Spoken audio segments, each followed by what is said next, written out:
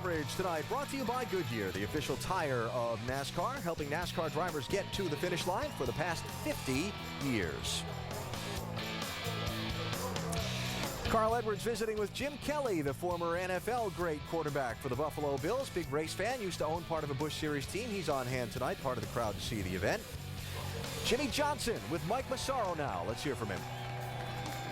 And Jimmy Johnson making the mad dash from his Nextel Cup car to his Busch Series car. This is kind of a tight connection, but this is the house that you built. What's it like for you coming to this racetrack, confidence-wise? It's obviously been a good track for us. I have fun running this Busch car, and I can't thank Hendrick and the Busch guys enough for giving me great race cars to come out and have fun with. Didn't qualify that well, but I really feel like we're going to race good tonight. Just looking forward to it. It's fun to come out and do these things, and especially when everybody at Hendrick Motorsports give me such a good car, and I can go out and have some fun. You're in the midst of a championship race. I would imagine one of the reasons why you chose this race was to help you for the Nextel Cup competition, but still there's a bit of a risk.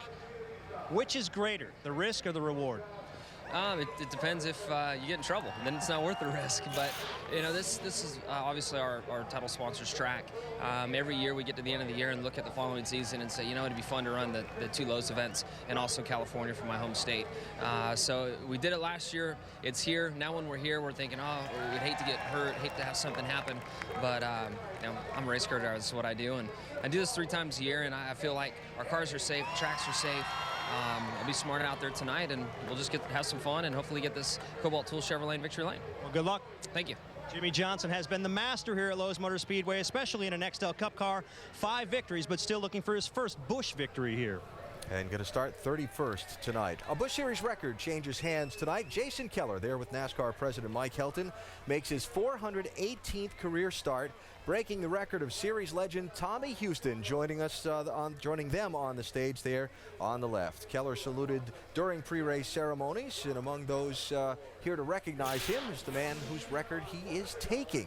Tommy Houston, if you're new to NASCAR, is one of the all-time greats of this sport. Brad, I know that you know him well. He's 5th on the all-time win list. Can you sum up what he's meant to the Busch Series and its history? Yeah, back in the days of Tommy Houston and Jack Ingram and those guys, but a guy like Tommy Houston, they epitomized the Busch Series back in the early 70s, late 80s, because this was a series that these guys wanted to get to in order to compete. They weren't thinking about going to the Winston Cup Series at the time. The Busch Series stood on its own and had great race car drivers, great competition, night in and night out, and you had guys like Tommy Houston, who came from out of Hickory there, who won 24 races in the Busch Series, who was a linchpin in that series, a staple of that series. And that's what we want to get it back to, being a consistent series on its own. And the thing I like about Jason Keller, maybe that illustrates it right there. With his family with him tonight, Jason Keller is one of those nice guys. Jason's a great guy. He's had a wonderful career. He wants to get this race car back into victory lane. He sat out a part of the season for a couple of seasons ago and lost a little momentum. Last year didn't run very much. He's back.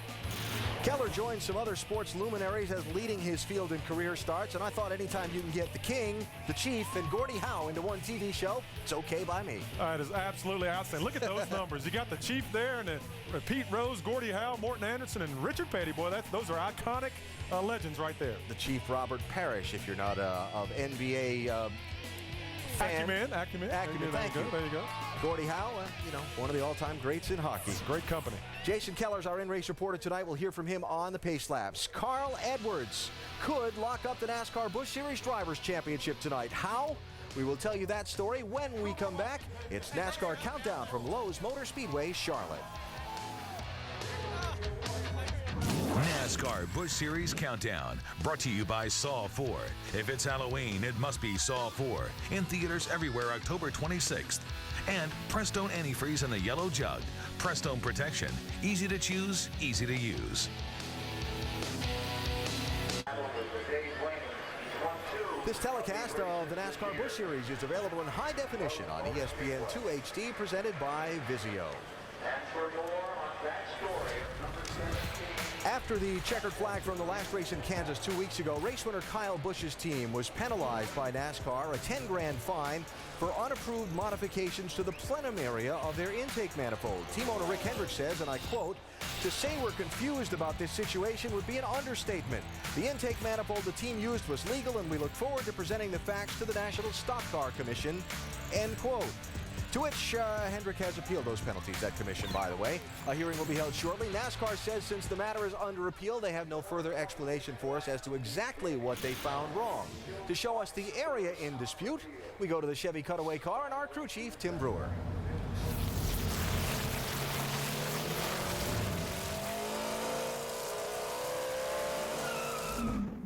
The alleged infraction after the race in Kansas, after the post-race inspection, was in the plenum area. Sets beneath the carburetor.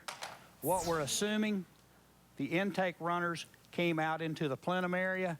That's the only thing that we could show that would increase torque as well as horsepower in the performance of the car. But there again, NASCAR and Hendrick Motorsports, it's still under review, yet to be determined on the outcome of this issue. Cutaway Car is brought to you by Chevy, the most wins in NASCAR history, an American revolution. Now to the championship standings and how Carl Edwards could clinch the driver's title tonight. Carl leads second place by 696 points. If he ends tonight leading second place by 781 or more, the title's his without having to run the final 4 races. Now the owner's title, that's another story. Jeff Burton's team leads that, but Burton starts in the back tonight. We hear from both drivers now, starting with Shannon Spake. Well, last week on the Cup side, Jeff Burton said his dreams of winning a championship were pretty much over. But on this side, in the Busch Series, there's still a chance to get that owner's championship. How important is it to this team and to you to win that for RCR? Well, it's really important. I mean, obviously, you know, we want to win it, but you know, the pressure's not on us. It's on the other guys, and we're just having fun, having a good time, and trying to keep the pressure on. You know, we don't want them to walk away with it. We have a lot of respect for Carl and for PK and that whole team, and you know, we want to win it because we have a lot of respect for them. But really, the pressure's on those guys. It's not on us. You know, to have the driver championship pretty much wrapped up, you know, it would, you know, it's a lot of pressure not to win the owners but win the drivers. So we're just having fun and trying to keep the pressure on. Now, your qualifying run is not going to count because you guys had an engine change starting in the back of the field. How difficult is it to get to the front at this track? Well, it's a long race, and you know, the cool thing about the new Charlotte is there's anywhere you want to run, it's free game. You can run up against the wall, you can run on the bottom, so that helps when you're trying to come from the back. It's certainly going to be harder on us, but you know, it is what it is, and we're going to make it work. Can you get to the front? Yeah, I mean, I think we can. I hate to be cocky or whatever, but I think we're good enough to get to the front. These cars have a big tendency to go really tight. And these tires have a big tendency to go really tight. So if we get a lot of green flag runs, the question is how tight are you going to get? And you could get really slow at the end of a run. So really depends on the kind of race we get, but I think we can get there. All right, good luck to you tonight, Jeff. Over to Dave. And Shannon, now Carl finishing up some autographs here with some young fans here. A lot of people watching you tonight for a couple of reasons. Chance to win a race here at the Lowe's Motor Speedway. Chance to clinch the Drivers' Championship in the Busch Series. Are both things on your mind? Yeah, both things are. You know, Scott's has been so great to us, and it'd be great to clinch this championship with the Scott's Fusion tonight. But you know, the other thing tonight that everybody's talking about is Jason Keller. So awesome what he's done in this series, and it's just cool to be on the racetrack, you know, with him, you know, on such a historic night. But it's fun, man. We've got a great fast car. I think it's gonna be a good race. Are you gonna get to 418 starts someday here and still be racing a Busch car, you think? I don't know. I really like racing. You know, hopefully it gets to that. That'd be really cool to think that we live in a country and we race for a series and sponsors and all that. A guy can make a living doing this and race that long. It's just awesome. Your car starts 5th tonight. How good was it in practice? It was real good in practice. I made kind of an easy lap in qualifying, but last week at Kansas, you know, we thought we were real good and we were too loose. So if we can make it through the first stop, I have a feeling we've got a great race car. All right, Carl Edwards going for a win tonight and a championship as well, guys. Carl Edwards takes the green flag in 5th position. I think Dave just mentioned that. Tale of 2 seasons for Carl. First 15, phenomenal. Last 15, well, not so much. We'll see if he can turn that around with a win and perhaps a championship trophy here tonight. Well, Greg Biffle is going to lead a Roush charge to the green flag in this one from pole position. He's with Jamie. That's right. It's his 3rd pole and 7 starts for Greg Biffle. So, Greg, 4 Roush cars out of the top 5 leading the field tonight. How much info sharing was a credit to that? A lot of it, you know, we're all sharing information over on that Busch Series side, and we try and share information on the Cup and Busch side, but a lot of the crew chiefs really, you know, get together on tire pressures and how the cars are driving and comments, and the drivers, we're running around like chicken with their head cut off trying to get in each car to get laps, but it's been definitely a team effort. You know, the guys at the Busch shop are building us great race cars, and it shows in the engine department, and we're just happy being able to drive these things. All right, Greg Biffle has 2 wins here, and Alan, he's looking for his first win of 2007. Be a good candidate for it, Jamie. And now time for What to Bank On, brought to you by Bank of America. You think craziness. It's going to be mad. It's dark. It's nighttime. I'm concerned about turn 4, though, Alan. It has been treacherous all day. Since the repaving, they have a tough time getting through turn 4. We're going to see a lot of action over there. I hope just not too much. Had spins, crashes, official rulings, people upset with everybody. That was in the race last October. We'll see if it turns out to be more of that way tonight. But Brad says What to Bank On is craziness. Madness. Oh! Is there a full moon? It's coming. And you people at home, just know I'm locked in a small room with him right now. All right, Brad. Thank you, man. Yes, sir. Getting down to it. Wave the green flag just in 16 minutes from right now. That means it's time for us to go trackside for the opening ceremony. Ladies and gentlemen, please rise and remove your hats as the University of North Carolina at Charlotte's ROTC Honor Guard presents our nation's colors. Remain standing as Father Gruba delivers tonight's invocation. Let us pray. What makes racing unique? It's sound, noise, and color. Man united with machine in athletic competition, says promoter Humpy Wheeler.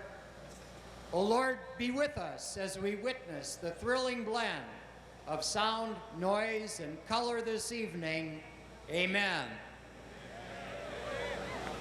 And now please welcome from Nashville, Ohana recording artist Brooke Morton as she sings our national anthem.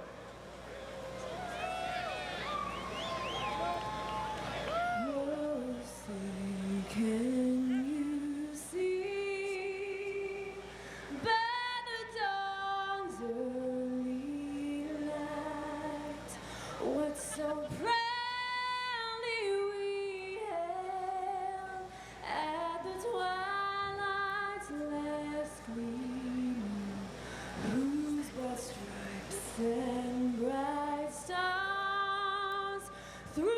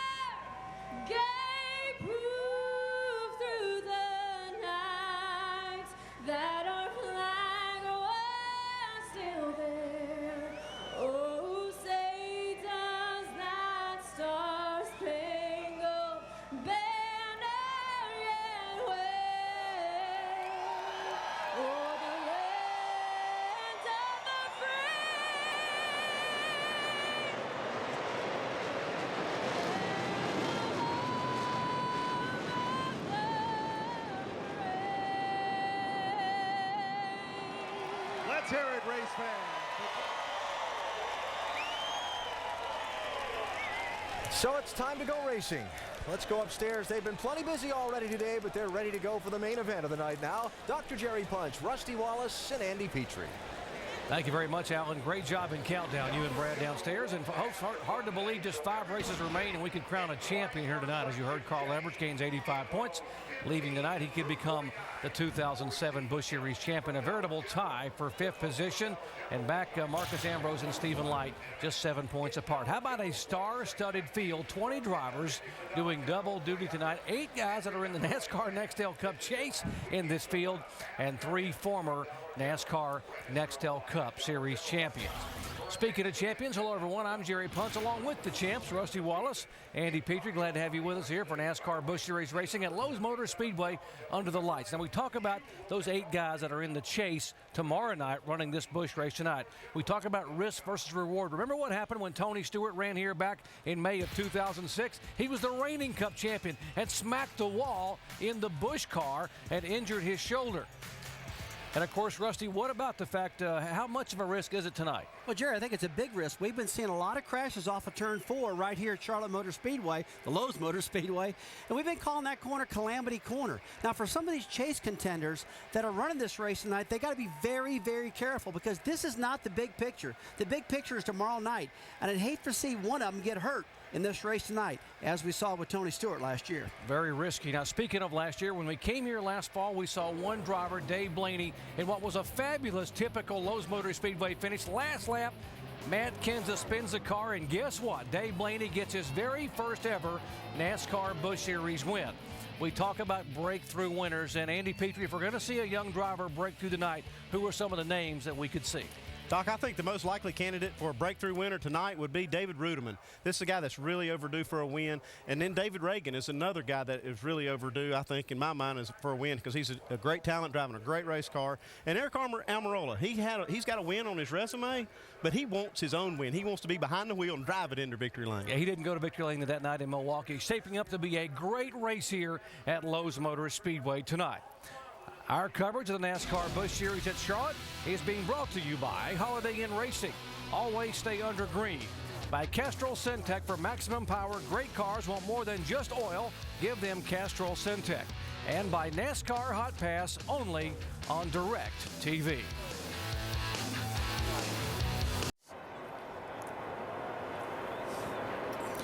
Welcome back to Lowe's Motor Speedway. Drivers are buckled up and ready to go for 300 miles for the NASCAR Busch Series as we go trackside for the command. Now, ladies and gentlemen, please welcome your Grand Marshal, Dollar General's Tommy Lee Barding, as he delivers the most famous words in motorsports.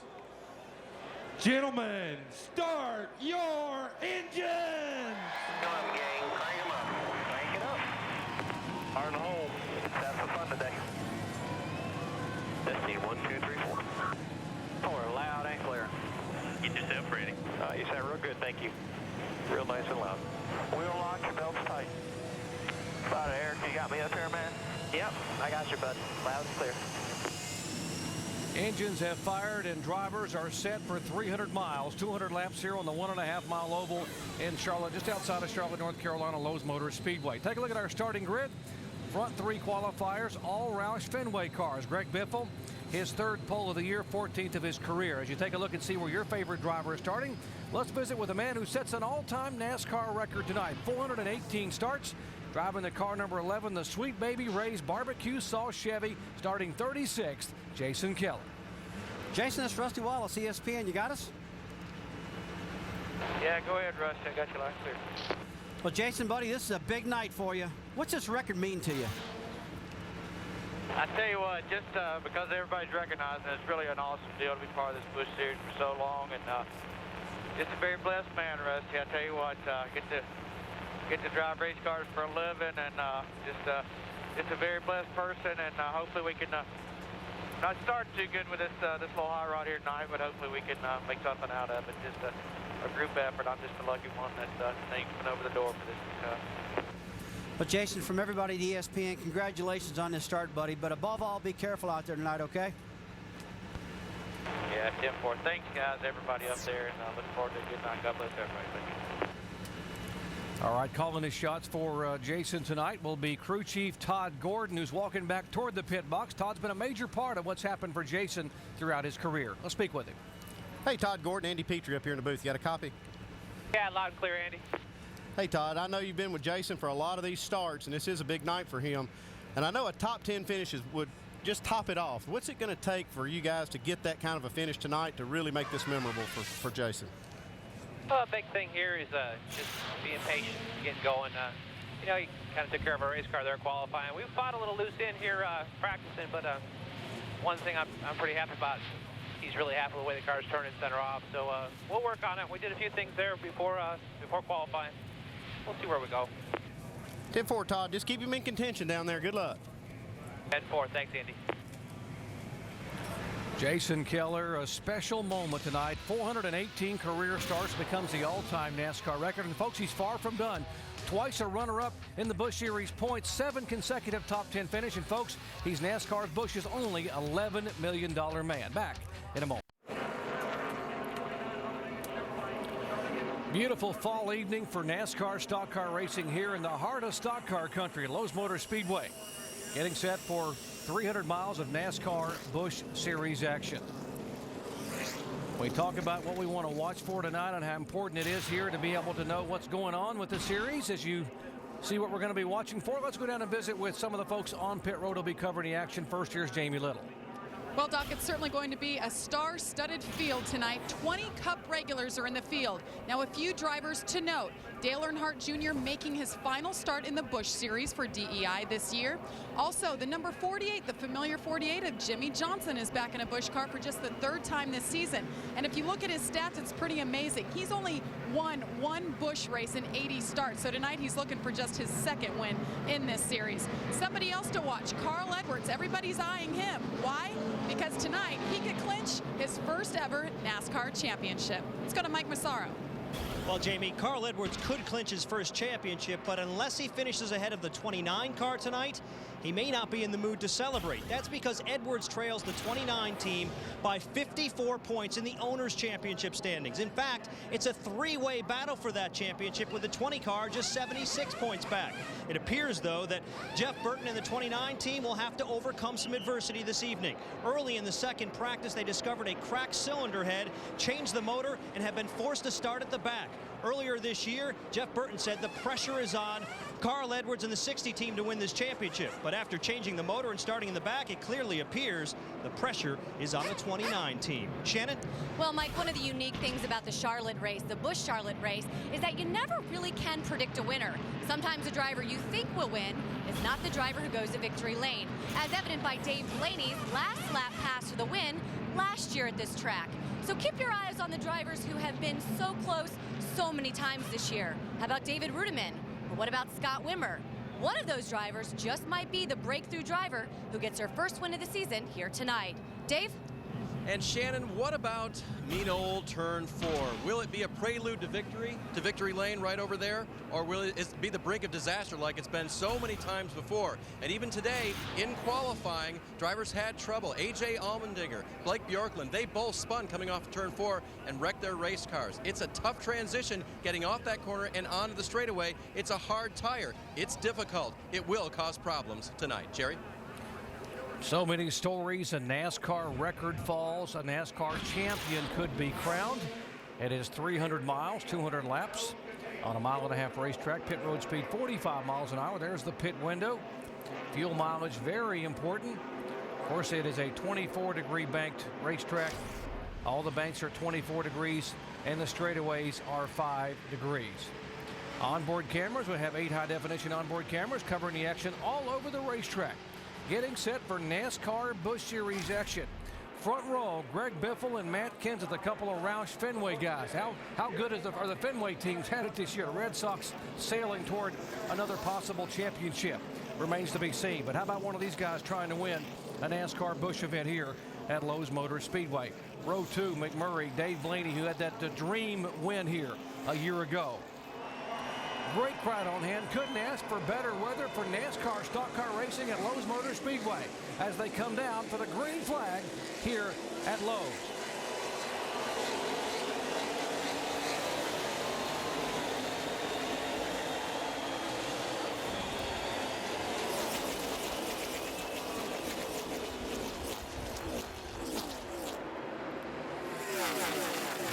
Sets sail on the inside, pulls back to the high side, but they are 2 by 2 behind him, and it looks like McMurray will slide in behind Kenseth.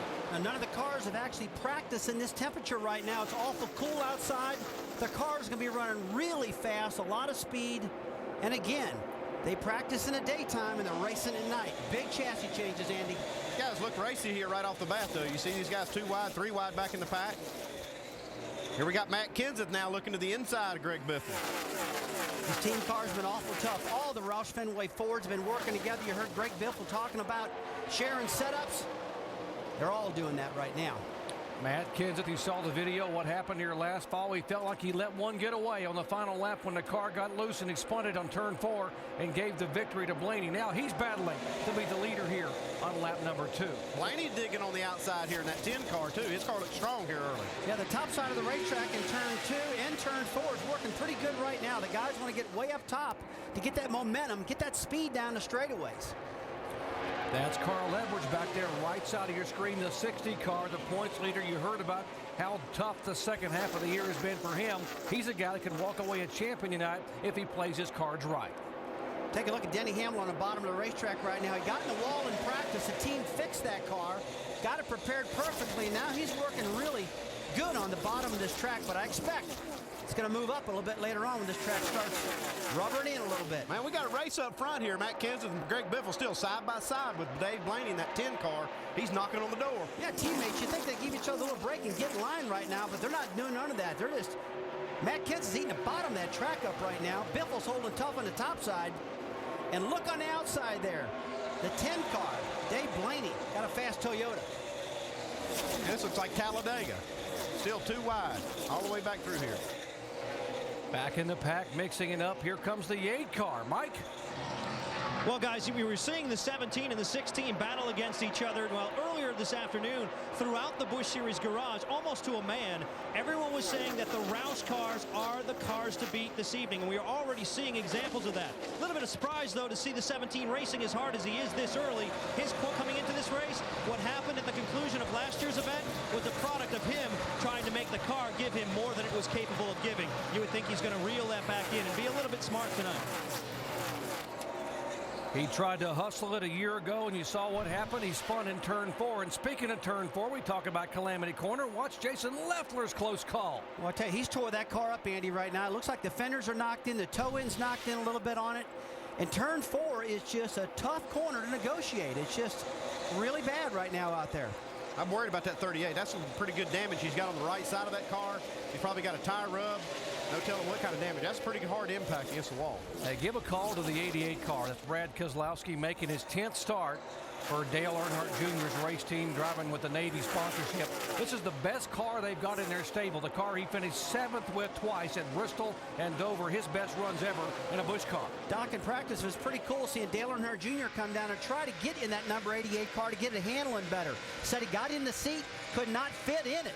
So it's just too big to fit in it, but he tried to help by driving that number 88, a car which he owns. Brad? Yeah, Doc, I talked to Brad Keselowski, and he is so excited about his opportunity going forward. And he said he just wants everyone to realize that he has worked his rear end off to take advantage of this opportunity, and he will continue to earn his way throughout the Busch Series in the next years to come. So a very mature stance from a super young man. That's a great point, Brad. He is a talented young driver, second-generation driver, actually third-generation driver, just like his owner is, Dale Earnhardt Jr. Jamie McMurray sailing by the inside of the 17 car of Matt Kenseth. We are in the early laps here at Lowe's Motor Speedway, NASCAR Busch Series action. Just 5 races to go in the 2007 season, and right now they're chasing Greg Biffle in the 16.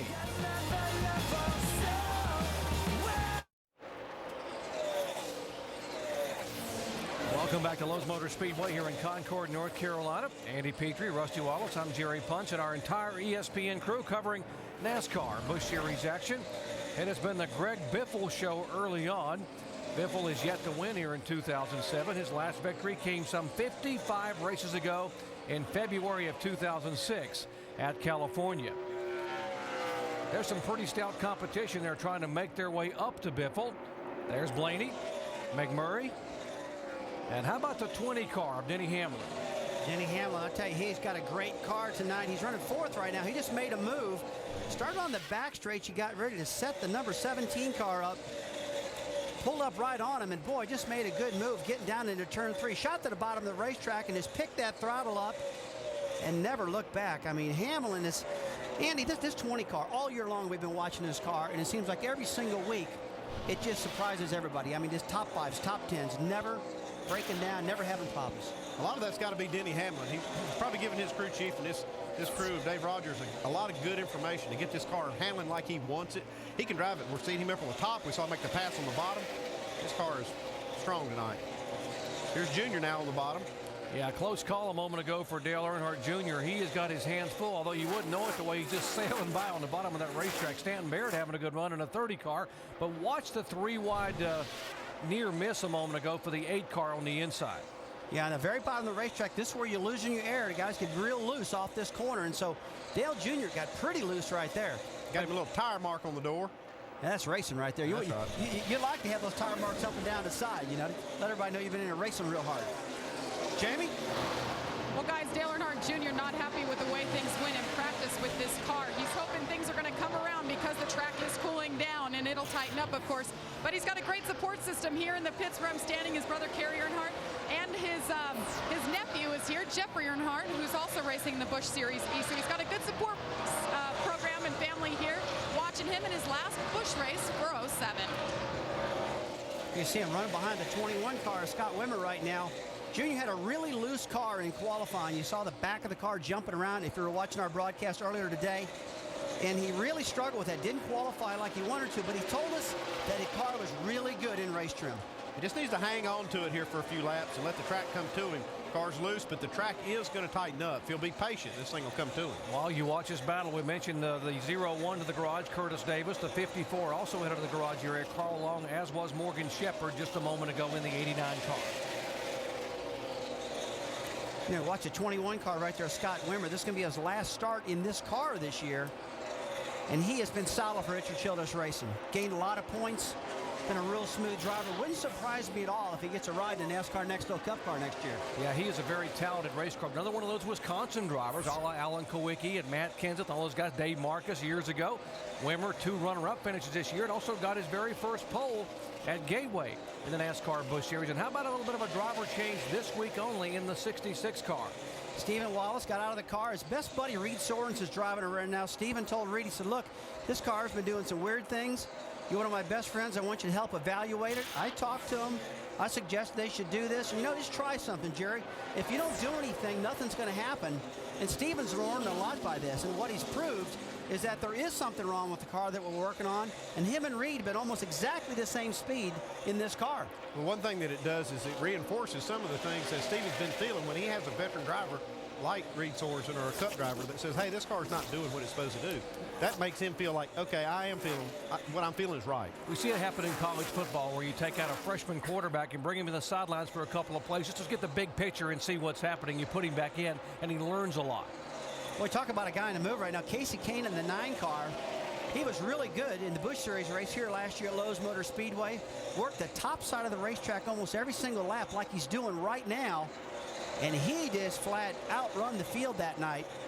And right now, it's yet to be seen how strong that car is going to be, but it looks good now. He can work that top groove better than anybody I've ever seen. He can put that 9 car right up against that wall, and then right as I'm talking about it, he takes it right to the white line. He knew you were talking about the top groove. But he does make that top groove work better than anybody I've seen. Well, Andy, you're exactly right. He does work the top groove more than he works the bottom groove. And if you got confidence to drive that car in a foot off the top of the racetrack and not hit the wall, you got a pretty good car.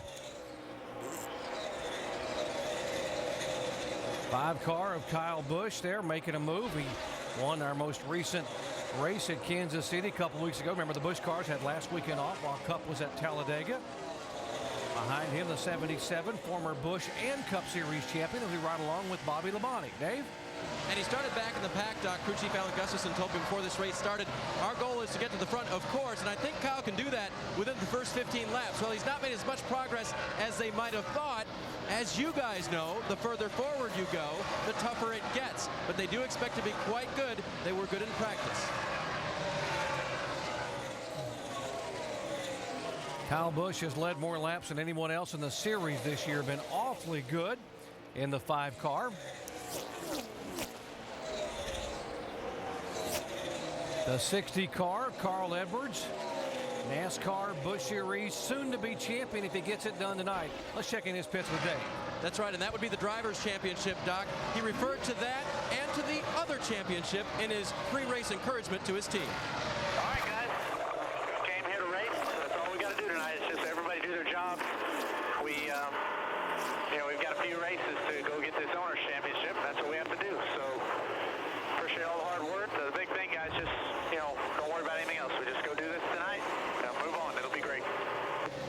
just go do this. The first thing they have to do for Carl is to get his car turning just a little bit better. He's lost a couple of positions since the start. That left front tire shattering, guys.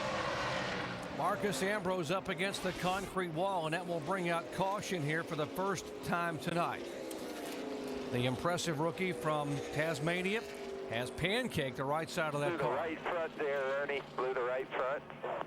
Looks like the right front tire is down. You hear the spotter saying that it blew a tire. It's really got the front of that car bent out, that right front tire towed out, we call it. Suspension really in tough. Oh, that's definitely a blown tire. See all these parts flying out from under it. Brake rotors, all these sparks you see flying out from under it. In front of you. Yellow will be out when you get here. No yellow yet. No yellow yet. That's no fun right there hitting the wall like that. Andy, I was just looking at that. It's no fun at all when that happens. He's only 27 laps in this race. There's no reason for a tire failure unless he's run across a piece of debris or maybe the fender was hitting something like that. I'd probably vote more for the debris because awful early for that problem to happen. Yeah, you don't think we have a tire problem. I wouldn't think we have a tire problem just in that few laps. It had to be something that punctures the tire. Crews getting set, poised for pit stops, critical stops here in the NASCAR Busch Series. First caution flag tonight. And by the way, Marcus Ambrose was 8th in the point stand. He's just 7 points ahead of Stephen Light, trying to hang on to a good top 10 finish in the points. That doesn't help you there with that kind of problem early on. It's going to be interesting to see here now with just a few laps that we've run under green. You got Jeff Burton has already moved his way halfway through the field from starting in the back, and this will be a good opportunity to make some kind of a strategy move, maybe 2 tires or gas and go. More than likely right side tires will be the move that they'll make. Here they come, 45 miles an hour. Shannon? Well, David Rudiman, one of those breakthrough drivers looking for his first win of the season here tonight. Car was a little loose, but it has tightened up. He says it's neutral. They're going to do 4 tires, no chassis adjustment. Dave. Great start to the night for Jamie McMurray. Started the race 3rd. He holds that position. Same thing for him. 4 fresh tires, no adjustments. Mike? Dave Blaney comes in running second. Pretty happy with his car. Says it's just a tick tight. No adjustments, 4 tires and fuel. Jamie? And Greg Biffle, his car is snugging up just a bit, but they're going to leave it. 4 tires, and that is it for your leader. As you see his tire hit the side of his car there. Greg Biffle, great night, started on the pole, and he's been leading ever since. He will lose that race off of pit road. It's a shame they had that air hose just hanging a little bit on the right front fender, and he will. Keselowski gained 29 spots when he must have run 170 miles an hour down pit road. How else do you do that? We'll figure that one out when we come back. Biffle, the big loser there, lost 3 spots. We'll come back and sort it out in just a moment.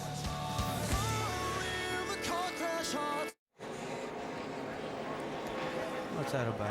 Welcome back to Lowe's Motor Speedway here under caution for the first time tonight. Lap 27, an incident involving Marcus Ambrose into the wall. Now watch our leader's pit stop. We told you he lost 3 positions on this exchange. Watch what happens with the right front air hose. The right front tire changer, he pulls this right front tire off. See, everything's going pretty smooth right here. Loses a lug nut on the right front, so he has to pick it up off the ground, and then that just kind of throws his timing off. You see, he gets his hose hung right on that fender opening, and man, that can just kill your momentum. Comes around here trying to make up time on the left and lost a few spots coming off pit road. Went from 1st to 3rd. Talk about the anatomy of a pit stop. How about up close and personal? We show it from the onboard camera and from the crew cam from front tire carrier Jeff Roth. Dollar General onboard camera. This tire carrier is a critical part of the pit stop. He's the guy that's a wingman for the tire changer. You see, he's got a lot of work he has to get done. He gets his tire, left front tire off the wall, sticks it up there, holds it in place so that lug nuts don't fall off. Tire changer hits all 5 and down and away. Great job by Kevin Harvick's guys down there in the pits. Little high-fiving. Pace truck moves away, and here they will come down to the green flag. Casey Kane, who won it here in the spring back in May, will lead him down to the green flag on lap 31.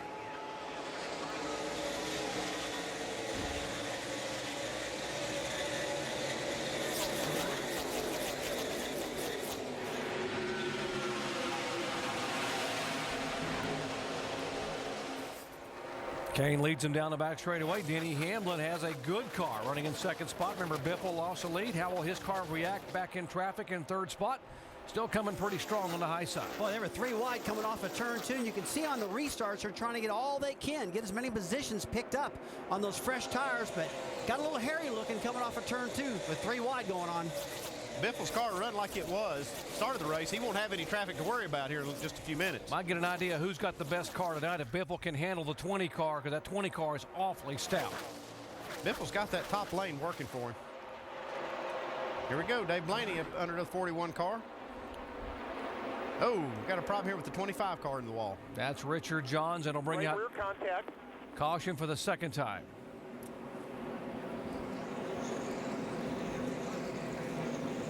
Garage, guys. Yes, right to the garage. Lap 32, the Ed Renzi car having contact with the concrete here at Charlotte. Got to get in here and get some of these parts pulled off this car so they don't drag the racetrack and clearance these fenders, but he can probably keep going. He just loses the car, looks like, here between 3 and 4. So he just got up high in the racetrack, Andy. Just That's got up in that turn 2. turdy part of the racetrack off at turn 2 and just spun that car out. And man, he's tore that thing up big time. The whole back of the car's mashed up on it. And although that rear spoiler's awful high, take a look at our lucky dog here, Kyle Krisloff. Kyle Krisloff, the first driver a lap down, gets the Aaron's Lucky Dog free pass, and he will get to go back on the lead lap. That will put 36 cars on the lead lap after 33 of 200 laps here of the NASCAR Busch action and Concord. Aerial coverage from high above Lowe's Motor Speedway, courtesy of our good friends at Goodyear, helping NASCAR drivers get to the finish line for over 50 years. Let's get on the garage area and Mike Massaro. And Doc, the Kingsford Ford is behind the wall with heavy right side damage. And Marcus, what happened? Well, I'm trying to smile, but I'm finding it tough for tonight. We blew a front right tyre there. I'm not sure whether it was gradually going down because we were very tight, whether we overstressed it or we had a slow leak. I'm not too sure, but you know, we want to finish this year strong, and this is not the way to do it. We've had 2 flat tyres in 2 weeks here, and it's taken us out both weeks. I know there was a lot of optimism coming into this race. Considering that, how disappointing is this, knowing that you had a pretty good race car? Yeah, there was. I mean, we were top 10 in practice, and then we had a decent qualifying lap. Thought we had a pretty good package for the race, and we didn't. And that's quite obvious with all the damage on the right side, Doc. And disappointing for Marcus Ambrose. He told me yesterday he's really feeling much more comfortable in the race car than he did at the beginning of the year, but can't do much about something like this. Talented driver and has an incredible attitude. Wish everybody had a great attitude about everything in life like he does. Coming down to the green flag, Casey Kane, who won here in May, trying to become the first driver to sweep here since Mark Martin did it many years ago in NASCAR Busch competition, but he's got a long way to go and a lot of hungry drivers right behind him.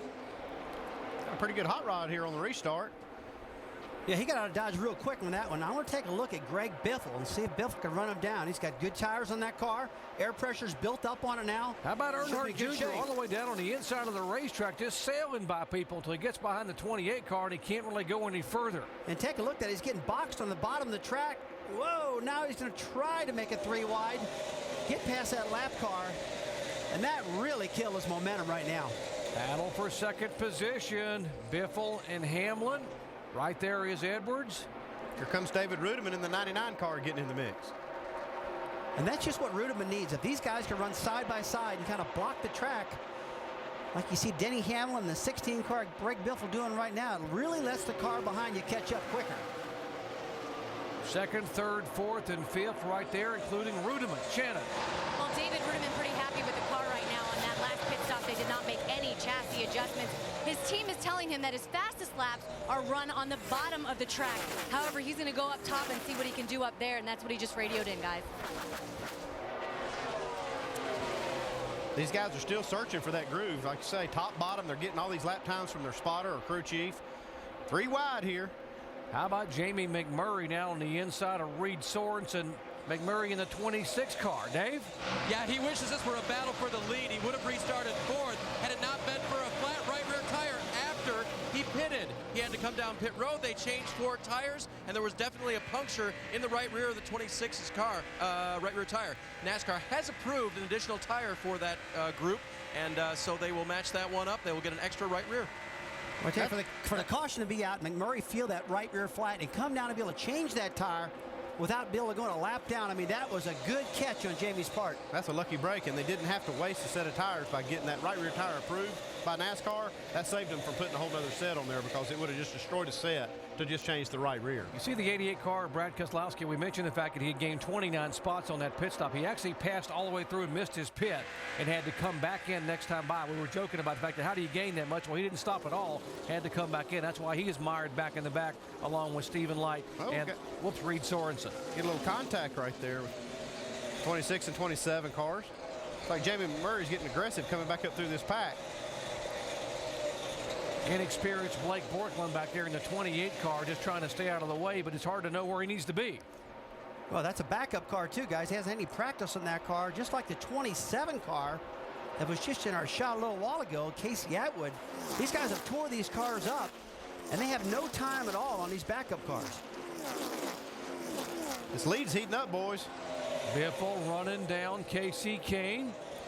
Casey already a two-time winner this year. Biffle has yet to win in Busch competition. Got a cup victory at Kansas City a couple weeks ago. Guys kind of sorted it out. They were running too wide, two or three deep there. They finally sorted out single file here, and you see Greg Biffle running down Casey Kane. Tell you what, Ian, really surprised and really it's pretty cool to see these teammates working together like they are. Carl Edwards, you see Greg Biffle, talked about sharing the information. You know, when you were a crew chief, did you share information this much with the cars you had control of? I had a few guys I would share information with that I felt that I had a good relationship with that would share back. But a lot of times you might give them just a little bit. You wouldn't give them everything. You might give them a little. Honest information, right? That's right. Jamie? And Greg Biffle putting the pressure on Casey Kane right now. He said this is one of the best cars he has had. It's actually the same car he raced here in May. He was leading the race, guys, and a cut tire took him out. I think this team's back to get some redemption. Dave? Jamie talked to Pierre Cattell, the crew chief for Carl Edwards, before the race. They're thinking about the championship. There's no question, but he said, we just want to win this race. They spent time in practice just tweaking on this race car, making little changes, and they thought they'd be pretty good at the start. It appears they are as they battle with these other two cars. Carl going low again under Casey Kane. The 60 car wasn't very good at this on the very first run. He slipped back to about 7th or 8th spot.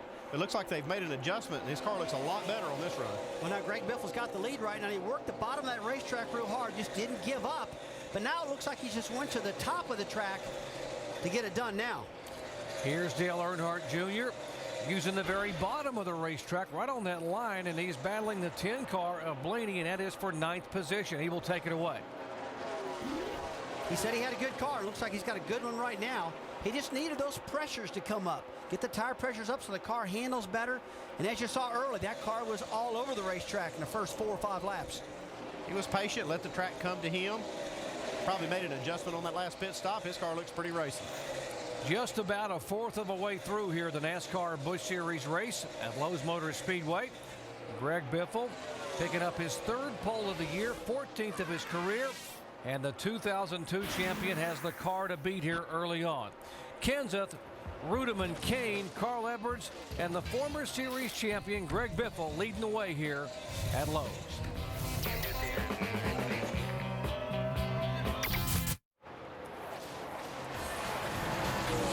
Tomorrow night, it's the 5th race in the chase for the NASCAR Next Cup Championship, and the only chase race on a Saturday night. Jimmy Johnson has won 5 of the last 9 here in Charlotte. Got a great chance to enhance his position. The NASCAR Next Cup Series Bank of America 500, ABC tomorrow at 7 Eastern. For more, log on to ESPN.com.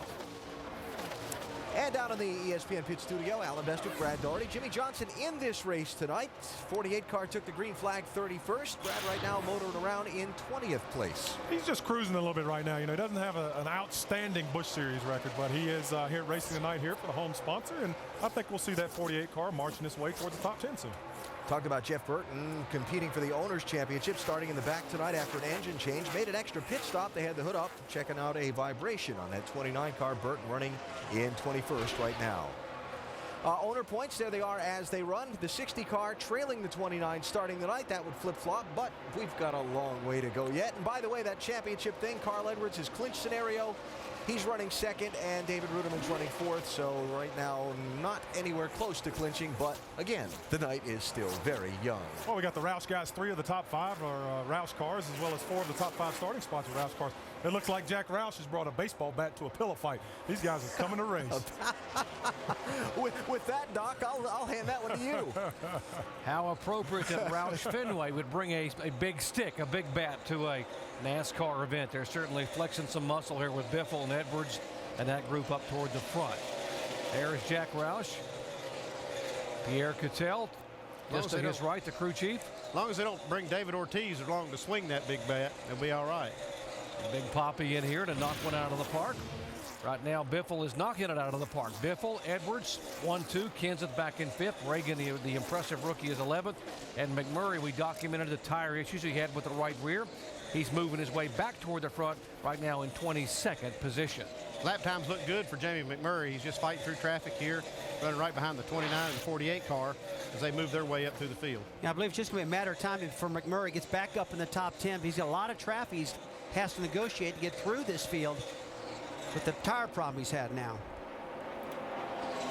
Carl Edwards is sticking right here with Biffle. And that last time by, Carl Edwards beat Biffle by about 1/10 of a second. And take a look at the line, Andy, dead on the bottom of the track. And you can see he's picking speed up.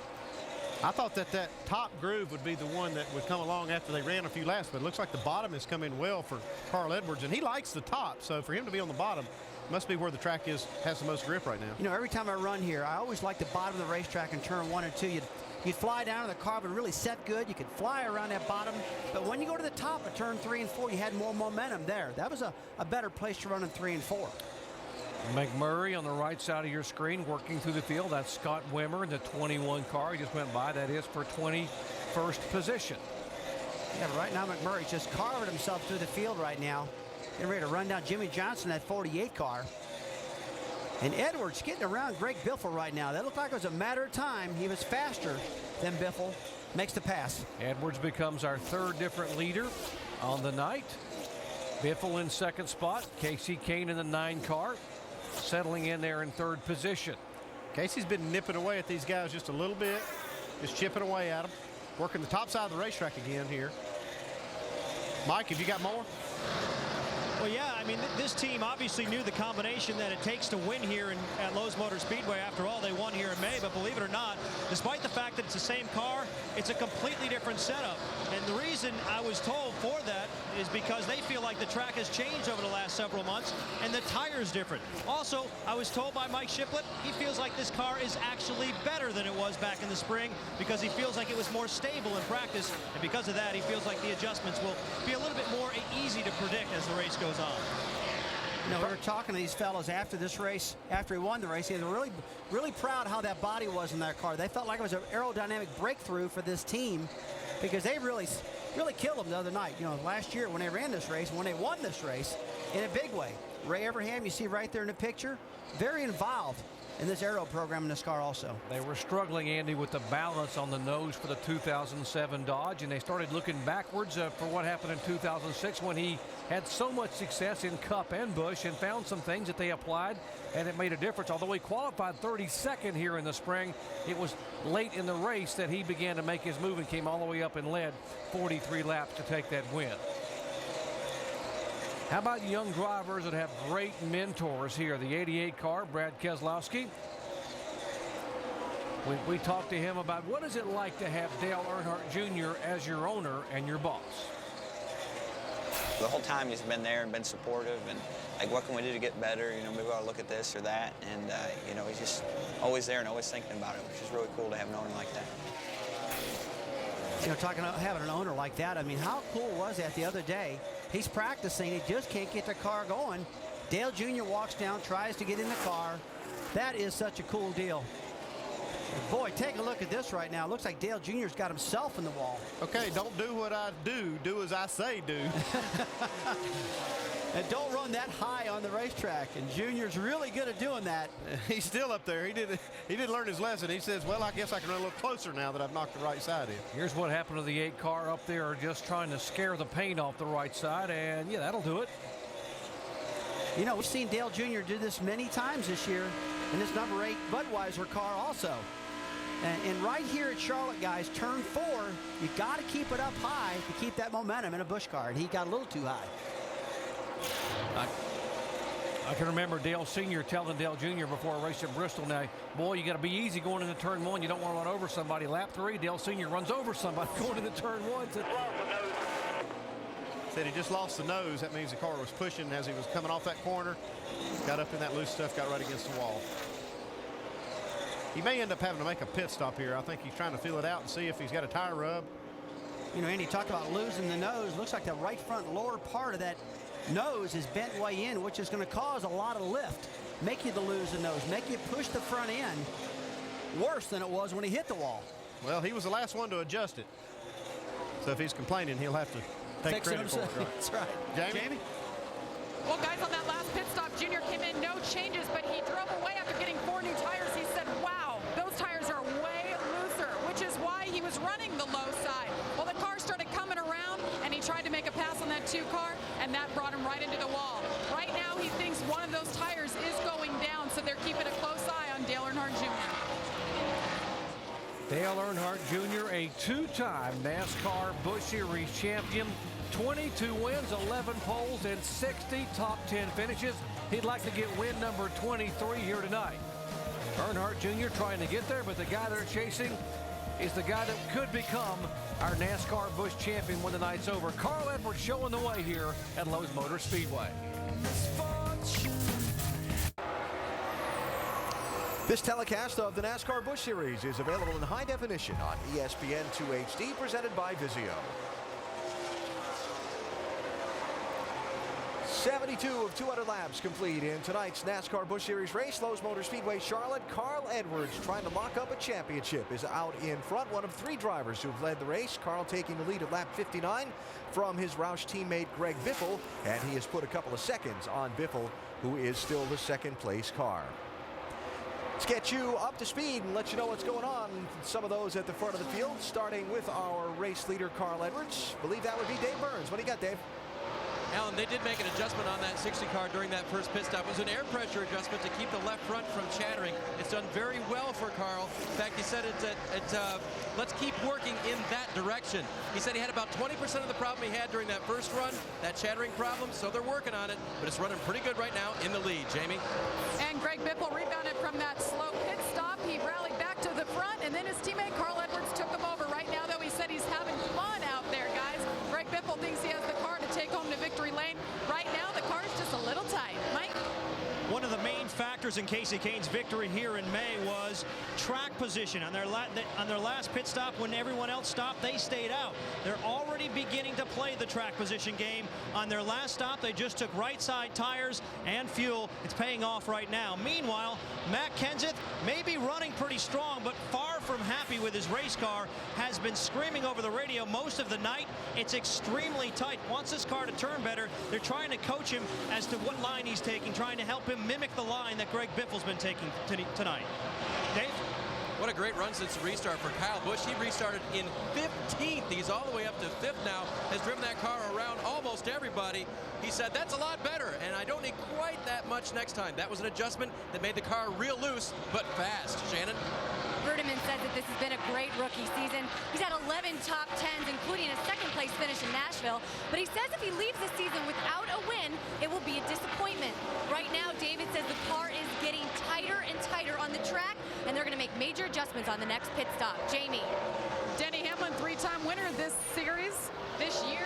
Yesterday, he kissed the wall on the right side, scraped it from front to back. The team turned it around. He hasn't skipped a beat. Denny Hamlin started 6th, currently running 7th. Dave?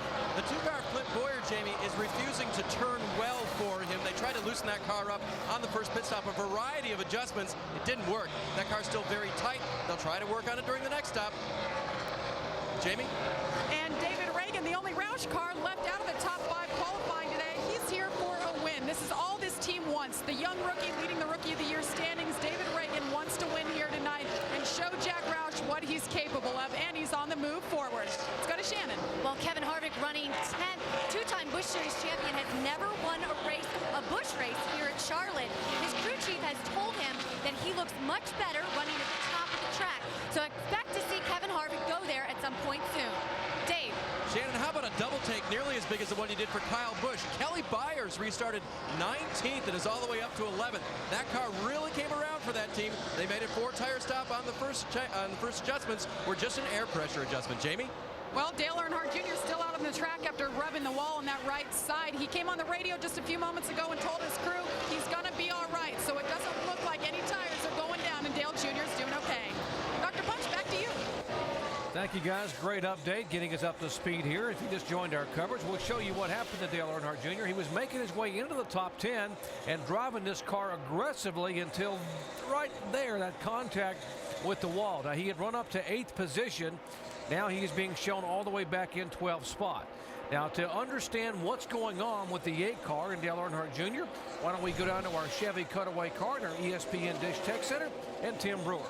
Thank you very much, Jerry. The tape right here, folks, we can put it on the grill, make downforce, but the most important area to the fenders, the shape around this area right here, the shelf area. We affix air to it. We make downforce by pushing down on the front of the car. Anytime you hit the wall, you knock this fender in, you give up significant downforce. Therefore, the front end won't stick to the racetrack.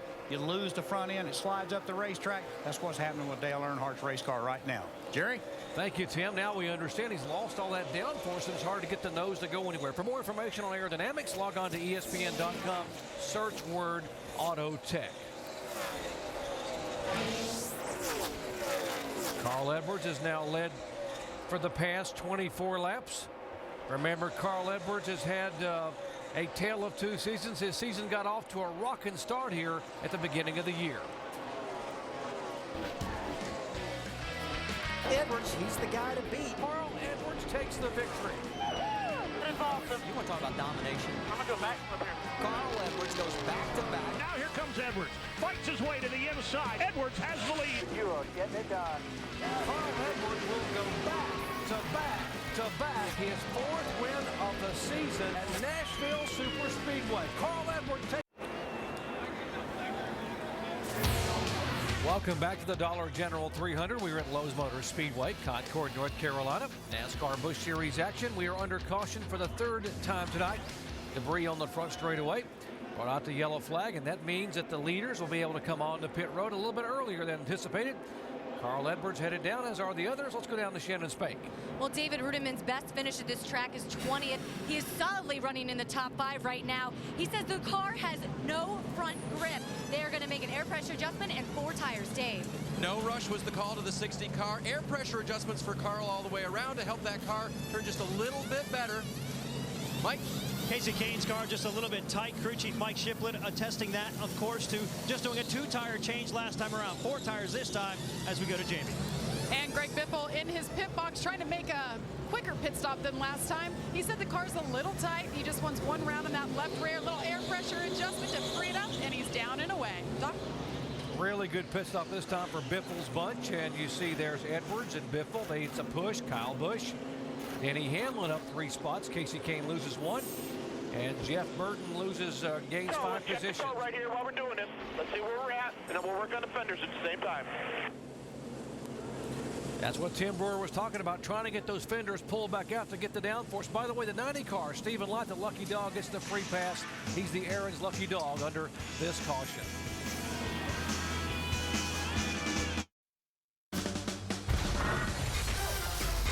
Behind the passing combination of Eli Manning to Plexico Burris, the Giants have won back-to-back games. The big sack combo of O.C. Umenyiora and Michael Strahan visit the Falcons at 8:30 Eastern on ESPN's Monday Night Football. Mike Jaws and Tony, Giants and Falcons, Monday night. Monday Night Football under caution here for the 3rd time. Debris on the racetrack, and there's a 17 car. Matt Kenseth back on the pit road. And the 8 car also in and out. They're trying to get that right front fender pulled out on that car after the contact with the concrete flattened the fender, and he lost all that downforce on the nose when they couldn't get the car to turn. And the way that car's been running, as good as it's run with the right front fender tore up on it, this was the right move. Getting down pit road right now and fixing it, getting that downforce back so he can get back in this thing. Carl Edwards has led twice for 30 laps. Greg Biffle has led the most laps tonight. He was our pole sitter. Biffle being running in 2nd spot. Kyle Busch back in 3rd. Denny Hamlin 4th. And Casey Kane in 5th position. as they line up, double file. There are 22 cars on the lead lap. Pace car pulls away. Let's listen in to the spotters as we go full throttle. Ready. Almost there. Now. Going. Clear low. Inside. Keep digging, man. Back inside. You go. All clear. Got it. Come on. Keep digging. Clear. Still there. Nothing back here, man. Driving around. Still there. Inside at your left rear. Inside. Even with you. Drive it like you stole it if you can, buddy. Come on, Eagle.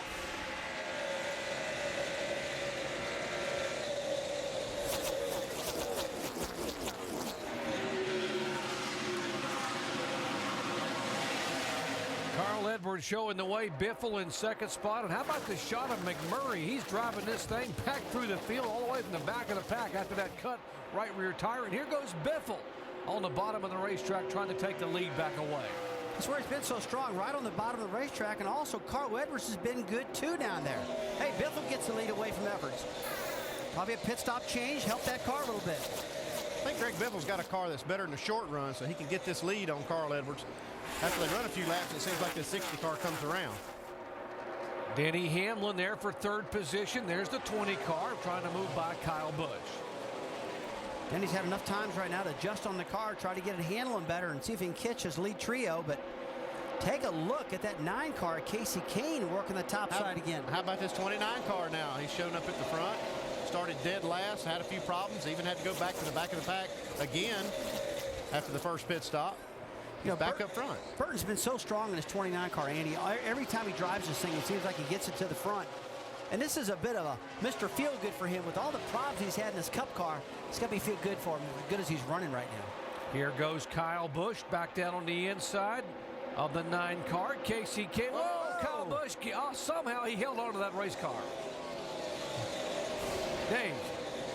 And Doc, he's a brave man because he knew there was something amiss, perhaps with that right rear tire. He thought maybe it was an inner liner and there might have been some equalization going on. The car was not completely 100% good, and yet he went for whatever position he was going for anyway. Brave guy, Kyle Busch. Wow, did he have his hands full or what? Down bottom of the racetrack. This is a spot where the car really does get light in the rear end. Man, coming off that turn 4, that's been a treacherous corner all night long. And Andy, I'm really surprised we haven't seen more of that throughout the night. It's like these drivers are being pretty careful. I just wonder a little later in this race, if the tensions don't heat up, things start having problems again, and these guys get loose off that turn. Now, what about Matt Kenseth? The 17 car had to come back on the pit road. Mike? And Doc, if you're wondering why Kenseth had to make those 2 stops, well, this is why. Take a look at his left front tire. You can see this groove all the way around. Now, this was the set of tires they took off on the first stop. When they saw this groove, they got very concerned. That's why they brought the 17 back down pit road. They wanted to pull the fender away to make sure it wasn't rubbing against the tire. That was a smart move right there, Mike, bringing that car back down pit road. And we are under caution. Speaking of having tires rubbed, there is the 92 car has contacted wall. Bobby Santos. Toyota Camry out of Bill Davis Racing Stable, Eddie DeHunt and Company. And Bobby will bring that car down, heavily damaged on the right side, and particularly the rear end. And these guys are going to try to beat out these fenders and try to get Bobby back out there and make a few laps, but he's got quite a bit of damage. That was a good move, though, for Kenseth to bring that car down pit road, clearance that fender. Watch the left side of your screen way up front here from Jason Keller's onboard camera. Watch Santos. It's like Bobby just got loose. The one up in the wall. Exited turn 2 and just couldn't hold on to it and got up in the wall. Right, caution's out. Caution's out. 22 car, Mike Bliss is the lucky dog, and he will be able to get back on the lead lap. Caution number 4 on the evening, lap 96. We are 4 laps away from halfway here at Charlotte tonight.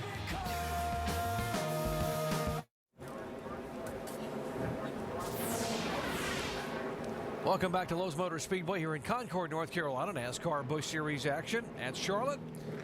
We are just 2 laps away from the halfway point, working caution number 4 on the night. Bobby Santos, the promising young driver, having some contact with the wall in his Toyota. Had to bring it on pit road with some pairs, as did the 17 car, Matt Kenseth, who had a tire rub and had to come on pit road and make a tire change as well. Greg Biffle has led 4 times tonight for 50 laps. Remember, he has not won a NASCAR Busch Series event since February of 2006, some 55 races ago. But folks, he's got the best car he's had on a long time, and he's going to be hard to handle here tonight. Coming down for the green flag, Biffle will lead him down toward turn 1.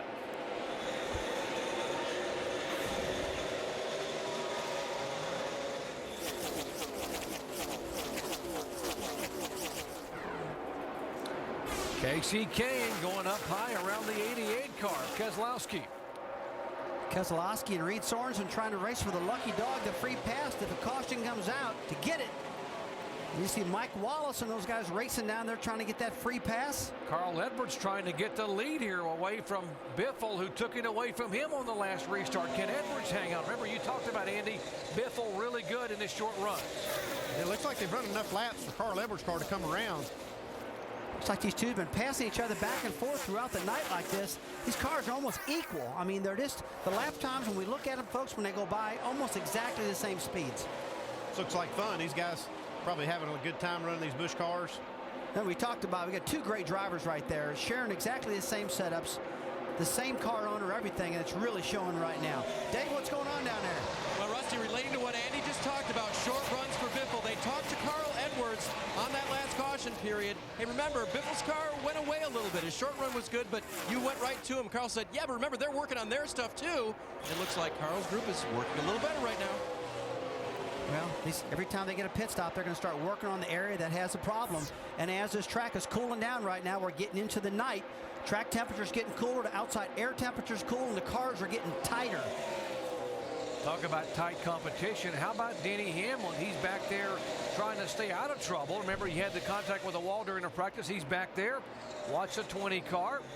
Whoa, there's David Reagan just to the outside, nearly contact right in front of Boyer. By the way, Jimmy Johnson was also back there as well. See, Jason Luffer almost got a piece of him also, got him sideways right there. Stay up, up. That's some great driving. Inside the 5. Good bit. All those guys. Yeah, that one there could have been a big one because Denny had that thing pretty sideways. Clint Boyer going by. What a job Kelly Byers has done on that 47 car. Talking about a bright future here in the NASCAR Busch Series. Kelly Byers has done a great job, Jerry. I want to get back to him. He's done good, but look, while we were talking about him in 99, kind of got up in the wall and scraped it. Pretty good, too. He's got some right front damage on that right front fender of that 99. Rudeman still running in 5th position. Thought he had one of the cars to beat tonight. Here's the contact a moment ago, way up high, just coming out of the turn. That was laid off the corner. His car was way up high on the racetrack, got into that concrete part of the wall. Andy, when they come off of turn 4 off that banking onto that flat, they lose these front ends. Looks like we saw 2 or 3 cars do this tonight. 8 car Dale Earnhardt Jr. lose the front and gets in there into 99. Jamie McMurray has come all the way from the back of the pack after that unscheduled right rear tire change because of a puncture you saw earlier, and now working his way back up into the top 7, now being shown in 7th position as he goes by Kelly Byers. If McMurray can ever clear the traffic, he's got a real fast car. Whoa, whoa! Up against the wall, heavy contact for McMurray. Cars sliding sideways a couple. Left rear and left front. You all right, Jamie? Yeah, sorry about that, guys. My bad there. They just all stopped. I don't know. I screwed up. I'm sorry. It's a tough problem for Jamie. We just talked about how he got in the corner so deep right there. It laid his right side of his car right against another car. And we talk about Arrow Loose, and that's Arrow Loose. He was right up against that 38 car, Jason Leffler. He got in that corner. We were riding with him. It looked like he was going to spin the 38 car out, but then he just turned the car left. Take her to the garage. Watch in front of him there, the 5 car Kyle Busch, the 7 of Mike Wallace. Mike gets a little tap by the 5 car. The 5 car comes down, and Jamie tries to get down underneath the 38 car, just no room. Spins it out. Byers misses him. Rudeman misses him. Bobby Labonte goes by on the high side. You see just how close to the edge these guys are driving these race cars. one little bobble. How about Kelly Byers? Heads up move.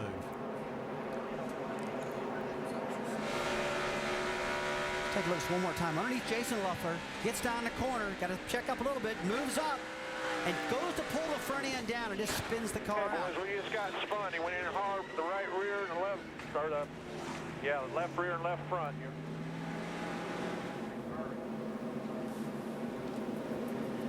There's the contact, the 37, a chain reaction, 37 in front of the 18 of Eric Almirola.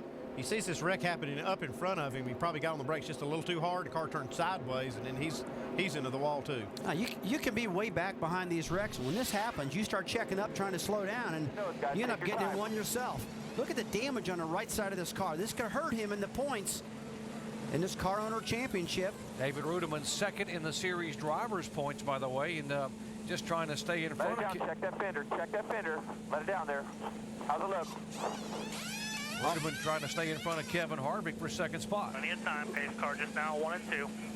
We're so used to talking about drivers' points and owners' points. This is going to hurt both ends with the 99 car because Ruderman's been in this car all year long. Work on it with him there, Dwayne.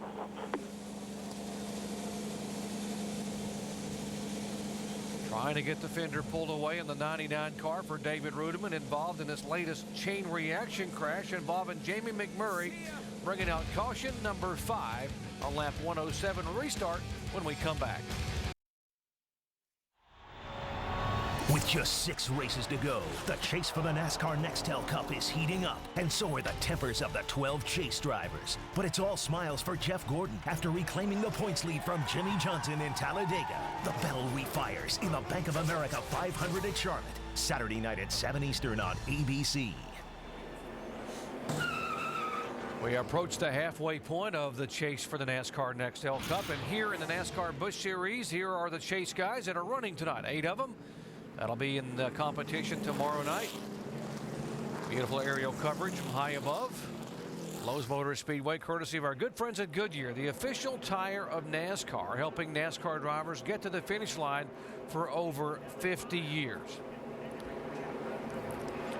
Under caution for the 5th time tonight, lap 105, 26 car. Jamie McMurray spins. The 37 car having damage. He is in getting that car worked on. Brad Baker, after a really good qualifying effort for that car, and these guys are down there just trying to high-tech the back of that car and just stomping on it. Just got to get that back spoiler and that back quarter panel knocked down. I guess this is one way to do it. Bruco team. Some big boys right there if they just grab a hold of it. Pace truck pulling down off the racetrack. Points leader Carl Edwards getting closer and closer. Right now he would have enough points to capture the title when the night's over because of the troubles with Ruderman. Here they come. Whoa, Casey Kane trying to get out of line. Keep them getting tagged. Well, it looks like the 60 car spun the tires a little bit and everybody started stacking up behind them. Saw Kane shoot it outside. Good job not running in the back of Biffle. Robbie Gordon is racing Carl Edwards hard for this lead lap spot right here. He's trying to get his car back on the lead lap. See, Mike Wallace went down the inside trying to get that lead lap. They're all racing for this lucky dog every time in these restarts. By the way, Reed Sorensen was a lucky dog a moment ago. Got back on the lead lap in that 66 car, now being shown in 21st position. How about Jeff Burton now? 4th spot. Hey, you knew it was going to be a matter of time before that 29 car was up there. This guy's really good in these Busch Series cars. Really good. Jeff Burton, a 3-time winner this year. There's Jeff in the 29 car, trying to win that owner's championship for Richard Childress. He came into this race with a 54-point lead and lost it early on because he had to start at the back of the pack due to an engine change. You know, I know Richard Childress. They've won a lot of races, but Richard likes those big trophies. He likes those championship trophies. And if he can get that one, that's everything in the world of that team. He's got a 24-point lead right now in the owner's points as they run. You see that 102 points back for Joe Gibbs Racing in the 20. But man, I tell you, Jeff Burt's car is on the move. And start all the way in the back of the pack, but they did the safe thing by changing that engine instead of risking it, Andy, and it really paid off for him right now. Got that car glued right on the bottom. Let's show you what happened a moment ago with the restart here. Now from the blimp high above, the Goodyear blimp, watch them all check it up. Actually looks like the 60 car was a little late getting going, and Biffle and the 9 car of Casey King got going, had to make a an evasive move to keep from hitting him.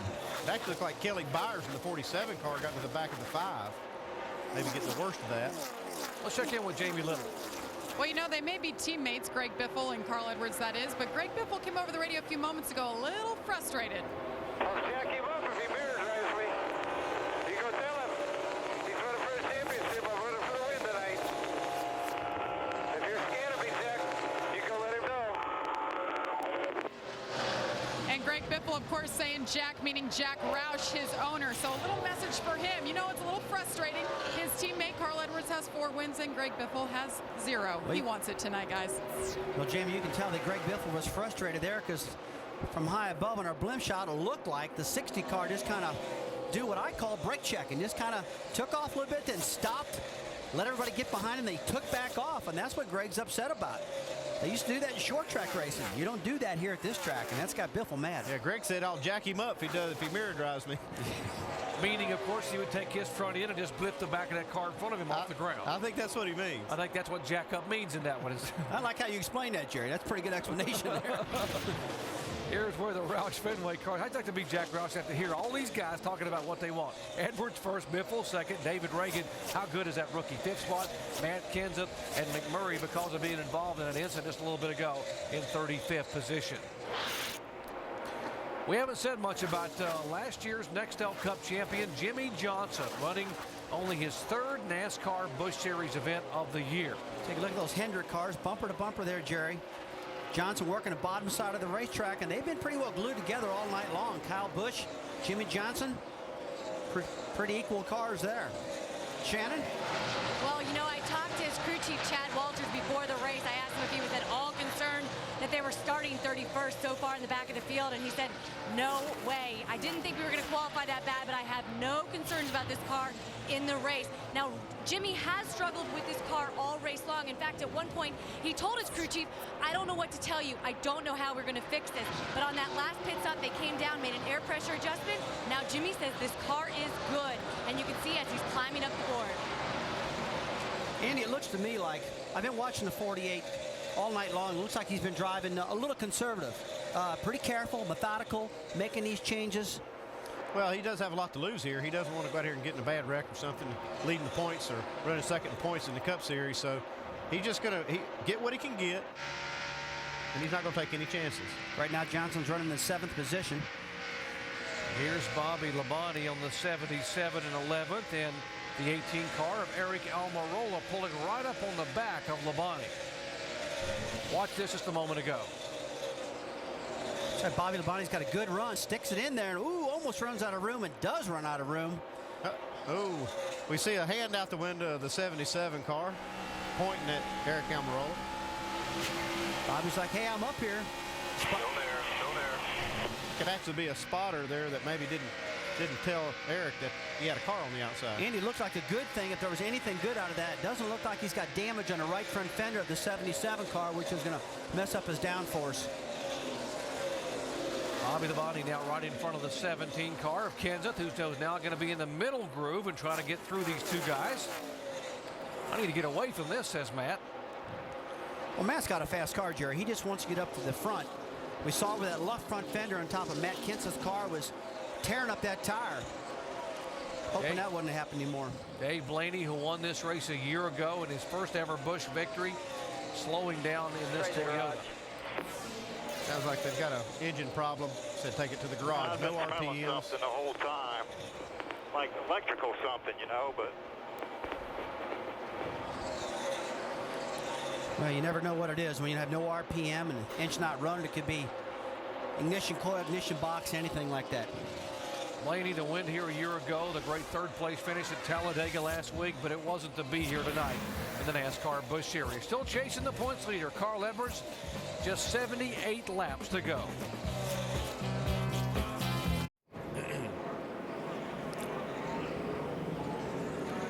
Welcome back to Lowe's Motor Speedway. NASCAR Busch Series action under caution for the 6th time tonight. Yellow coming out on lap 125.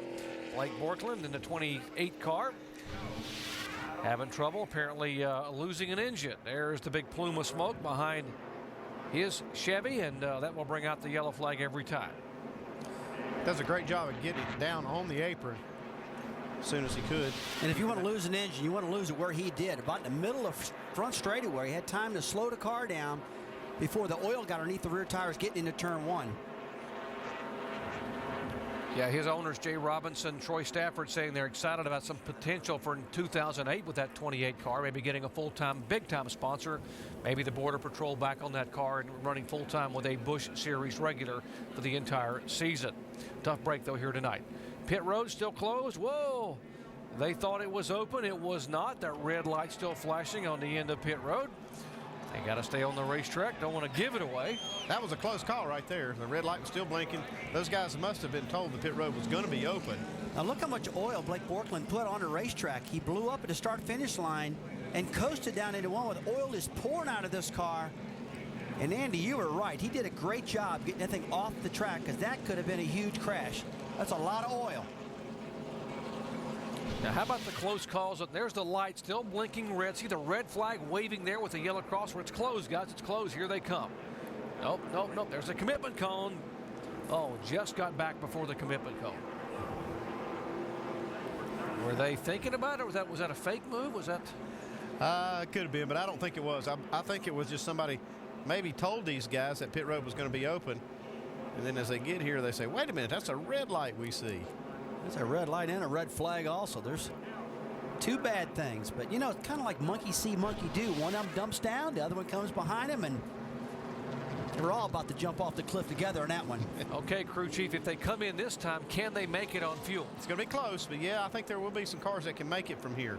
This is right on the edge of their window, and if we get any cautions, for sure they could make it. If they pit this time, and they should, we'll be 72 laps away from the checkered flag. Crews are poised. You saw Kyle Busch's crew. There's the green flag being waved by the NASCAR official, and here they come. Carl Edwards leads them down. Shannon? Jimmy Johnson started this race 31st, currently 6th. Just when the car was starting to come to him, he says now it's getting a little snug. They're going to make a air pressure adjustment, a wedge, 4 tires. Chad Walter said make sure you get all that fuel in the car because we're hoping this will be our last pit stop. Dave. Leader Carl Edwards said, I think I can make us faster. Yikes, spring rubber in the right rear, 4-tire change. They might be able to make it to the end on fuel, Mike.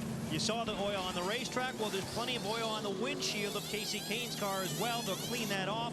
They're all also planning to pull a spring rubber from the left rear and a 4-tire change on the 9 car. Jamie? Greg Biffle making the calls. He's telling him what he wants, a half a round of wedge out of that right rear and an air pressure adjustment because his teammates got one. And he's down and away, guys, in first place. Boyer gaining 12 spots. Glenn Boyer, those guys rolling the dice a little bit. Rudeman up 15 positions. You see Biffle second, Burton +2. Fuel only for Clint Boyer. So, wow, how about Earnhardt Jr. up 4 spots? We'll break down some of those chassis changes as we come back for the green flag in just a moment.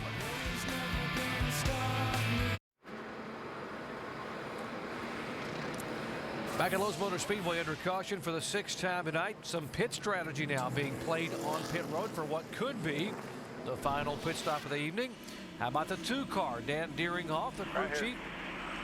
Fuel only for Clint Boyer. The tear away the windshield. Some tape leading the front. All out. 4,400, 44. We talked about, Dave mentioned they were going to put a rubber in the right rear for Carl Edwards. He said, I can make the car better. Now watch the right rear tire changer. Give up quite a bit of time here. They're going to reach in there, put a spring rubber in that right rear. I guess he thought he couldn't beat Greg Biffle with what he had, but he sure gave up a lot of track position by putting this spring rubber in there. For more on that, let's go down and talk to Pete Keg. Let's check in with Pierre Cattell on that. Why would you make that change, Pierre? The car was obviously very fast, but not a winner without that spring rubber in there? You know, Carl, we made those adjustments in practice. We made that spring rubber adjustment. It helped us our situation that we had. So he felt that would be worth the risk, or, you know, worth a little bit of time it took. So I think it's going to be all right. He was wanting to make it a little bit better. Carl's a perfectionist, and we're going to give him what he wants. Now, guys, if you can stay with this shot for just a second, have Mino widen out just a little bit. Car owner Jack Roush is up here, and while Pierre and I were debriefing about that stop, Jack was working madly on the calculator. I looked at Jack, I looked at Pierre, and I said, does Jack do your fuel calculations? And what did he say? I said he does everybody's fuel calculations. That's right, and Jack said, I'm doing my calculations. I think they might be able to make it, guys, if Jack does it just right. Remember, he had to gain 85. Thank you very much, Dave. Had to gain 85 points to be able to walk away here as a champion. He needed to be 781 in front of David Rudiman. Right now, that would not be the case for Carl Edwards. It wasn't looking too good for the 99 car David Rudiman earlier with that damage in the right front, but they've got that car put back together now. Running pretty good at the moment. Speaking of David Rudiman, big announcement today. He will jump in that 44 car, the UPS car, after the first 5 points paying races next year. And he will take over for Dale Jarrett. He's been basically passed the baton by DJ and UPS. Big opportunity for David Rudiman next year in Cup. Of course, he'll run the full time in the NASCAR Busch Series for 2008, which will become the NASCAR Nationwide Series. He took 2 tires on that last pit stop. Got this track position. Let's see if he can keep it. Clint Boyer, no tires, fuel only. Can he stay there? Let's listen in on the restart as we go full throttle. You ready? Ready.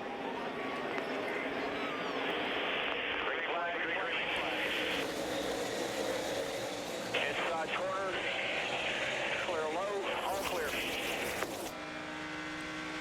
Clear. Clear high, all clear. Clear about 3.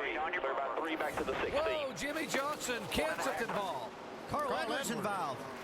3 of the chasers hard impact with Carl Edwards. Edwards heavy contact, the 11 car. The record-breaking effort tonight for that changes the whole now, race. Guys, that right there is a perfect example of risk and reward. We talked about it. Put a spring rubber in the right rear of his car, kind of got in the back of the pack. You think about it now, if it would have just made a normal pit stop, it would have got away from it. But you know what? They were going for the victory. They wanted to get the car quicker. It here. Well, let me try. A lot of damage on the left side of the 48, Andy. It looks like Jimmy's okay. They're taking his helmet off, but that was pretty hard. That's Jason Keller. Jason Keller inside here in his car number 11 after setting the record now for 418 starts in the Busch Series. There's a 17 car, one of our chasers, Matt Kenseth, damage on the front of his car. That's the chance you take. Carl Edwards' team thought they could make that car better.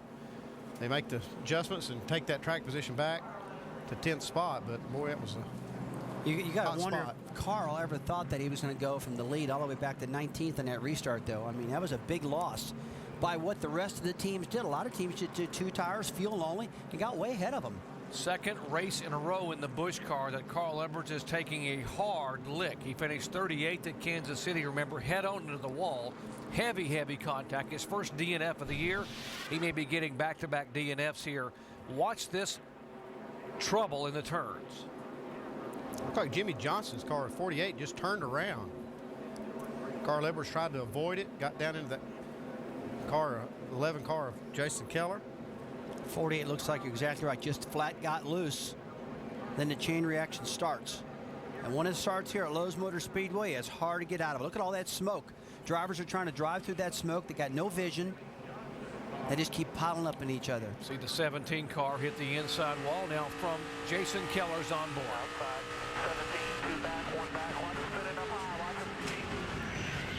Like that 48 car just turned sideways.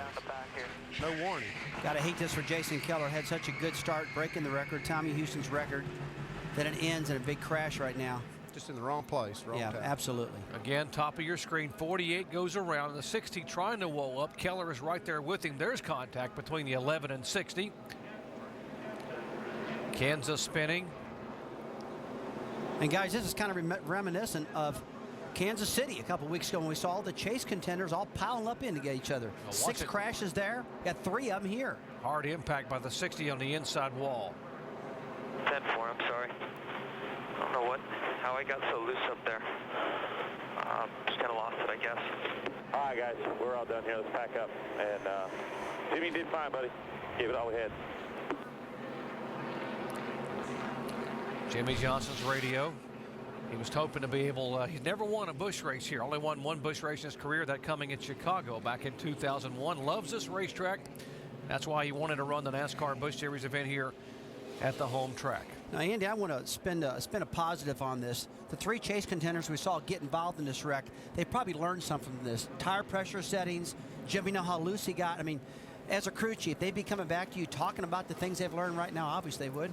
Yeah, they're going to learn something from this, but boy, this is not the way you want to learn it. You don't want to tear your cars up.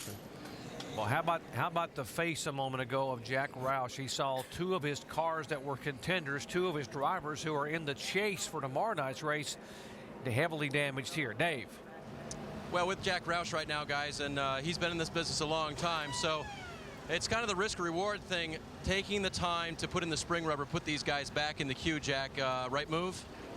Well, it worked out not to be right. You know, I was concerned that if it wasn't right, that could have been the last fuel stop and that they would have had a chance to take it out. But they put a rubber in it in practice, and it was faster, and they felt like that the racetrack was getting in front of them a little bit, and they needed the rubber to be able to have a chance to win. So really can't fault anybody for that. It's a shame that the way this thing works in cycles, you know, we tore up 4 good cars at Talladega in the Cup race, and now we've lost 3 good cars here tonight, so it's a big shame. Jack, we've tracked the Fit 60 team this year. Great first half, and then has struggled. How pleased were you with the performance tonight going toward clinching their championship? Well, the team's doing a great job. The whole organization, the Busch and the truck organization is doing a great job. We've got fast vehicles, but, you know, we got to miss the wrecks. We wrecked the 26 car tonight without any reason that I could see. And, of course, these wrecks were just a matter of being caught up in somebody else's misfortune. And, you know, that's what happens. You know, that's a risk you face. And when it's happened to somebody else, you know, you take it with a grain of salt. And when it happens to you, it's just your turn. Jack, thanks for your time. Let's go to Mike. And, Dave, one of those Roush drivers who was caught up in that crash was Matt Kenseth. Matt, what could you see? A lot of smoke. The 48 spun out. I don't know why, or if he did by himself or somebody hit him or what, but the 48 spun, and then the 60 was in front of me, and he spun trying to avoid the 48, and I just got on the brakes, and the track was locked, so I honestly don't know if I spun being on the brakes so hard trying to miss them two, or if I got hit from behind or what, but just 48 spun, that was the start of it, and then just kind of collected everybody. We've talked all night about risk reward, especially when it comes to the guys that are in the chase. You're one of them. Obviously, this is the risk, but how about the reward? Was there anything you can take from tonight that might help you tomorrow? Well, yeah, I think we learned some things, but, you know, we've wrecked every week for about 4 weeks straight, so I'm getting used to this. But, you know, I learned some stuff, you know, being in the race. You know, we had a problem with a fender, and it took us to the back, and that's what got us in the wreck. And it was much harder to pass back there than it was in the front. So there were some things I learned about the racetrack. I got a lot more comfortable running the high side, and we made some adjustments tonight and learned some things. But it's not that much fun wrecking every week. I know that. Doc, Matt says he's getting used to this, but I have a hard time believing you ever get used to this. Very difficult night here for the Roush Fenway guys that are having such a great beginning. And how about the tale of 2 seasons for Carl Edwards? We talked about he had 4 wins and 11 top 5s in the first 15 races. He has not had a win, only 3 top 5s. And folks, in the last 16 events, he has only had 8 finishes on the lead lap. Wow. Clint Boyer, remember, fuel only that last pit stop. He'll try to hold off the 16 car of Greg Biffle as they go back to the green flag here with just 64 laps to go.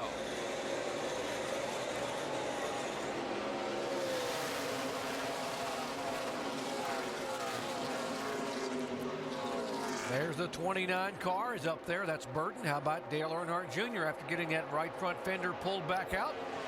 Getting some downforce on the front where the car will turn. He's a factor again. Well, he did it at the right time, Jerry. Coming in there and getting that right front pulled out so you can get the downforce like our Tim Brewer showed us in our Disc Tech Center.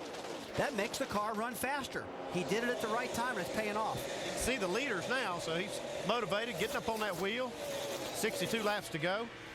He's feeling good. Well, there's sometimes, Andy, when you're in a race, you hit the wall, you feel like you're out of it. This guy's back into it now. And remember the owner's points title up for grabs, the 29 car. That's Burton driving for Richard Childress, trying to go and get that owner's championship, although Edwards should be able to get the 2 car around. Oh, right in front of the 16. Man, right in the Calamity Corner like we talked about. 2 of the best drivers. Keep digging. Come on. Outside. 2 of the best drivers lose it right off of turn 4. Tough turn. I was just getting ready to say how impressed I was that Clint Boyer was able to hold the lead with no tires against Greg Biffle with 4. But Andy, and I was just getting ready to say it went from Roush domination to Richard Childress now. The 29 car and the 2 car running great. And you heard Jack Roush a moment ago talking to you see Mike Bliss's car. Mike almost got through it and was trying to tiptoe toward the back, and a car came right up across in front of him and pinched him. There's the damage to there's the 16 car. Which... All right, guys, this race went from totally predictable for a while with Roush's team to unpredictable right now. The leaders, the top cars are out. Jeff Burton's looking good. Dale Jr.'s looking good. Now we got Kane and Boyer back, not Boyer, but we got Kane and Amarillo back in this deal. Watch the 2 car now. What happens with him here on the bottom of the racetrack? Remember, no tires. Just loses a car right there on the bottom of the racetrack, and Biffle nowhere to go. Jeff Burton does a great job to miss this. So does Dale Earnhardt Jr. They come down. Rudeman comes down in the grass area above them. Keselowski.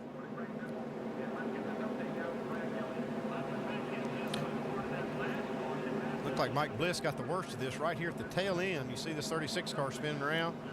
Mike Bliss gets right into the side of him.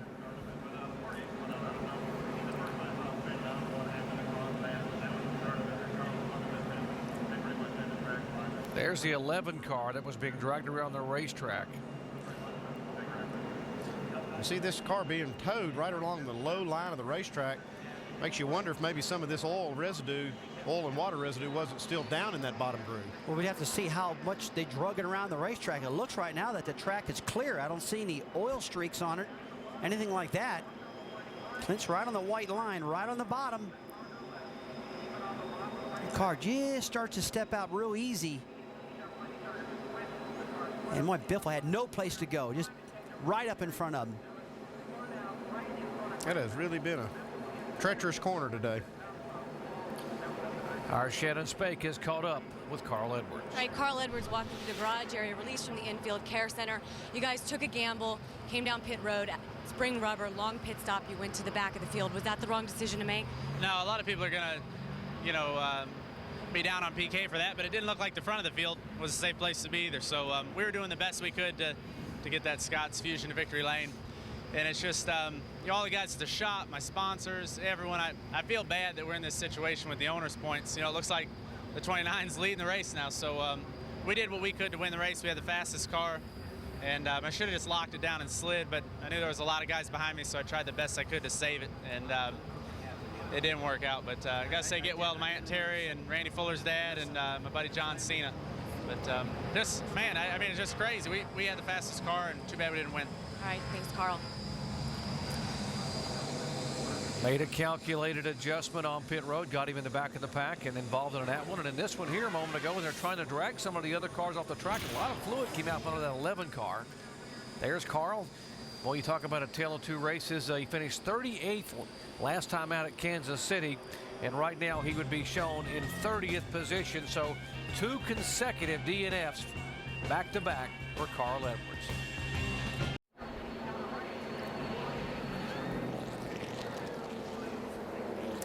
Back at Lowe's Motor Speedway, Charlotte, our aerial coverage tonight brought to you by Goodyear, the official tire of NASCAR, helping NASCAR drivers get to the finish line for over 50 years. Coming up on the three-quarter mark of this race, and a couple of cautions in succession have really changed the picture of this one. Here's the latest a few minutes ago. I'll tell you what, the unsafe place to be is at the front of this field, and you see hang on, bud.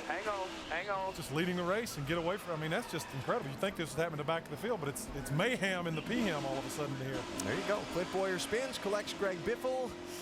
Biffle looked like a winner possibly tonight, but now he's got a very torn-up race car. I'm sure he was not happy to see that 2-car come across the bow. Let's find out. He's with Mike Massaro now. And you're right, Alan. And for much of the night, it looked like the 16 car was the car to beat. That said, what are your thoughts right now? Pretty upset. I mean, it's tough for, these guys work so hard, and these races are so hard to win, these Busch Series races. And, we finally have a car to win with, and Carl was fast. We were saving a little bit for the end, but then Carl crashed out. There wasn't anybody going to beat us. It didn't feel like. And it's unfortunate, Clint didn't take any tires, trying to hold us off. We had 4 new tires in the car.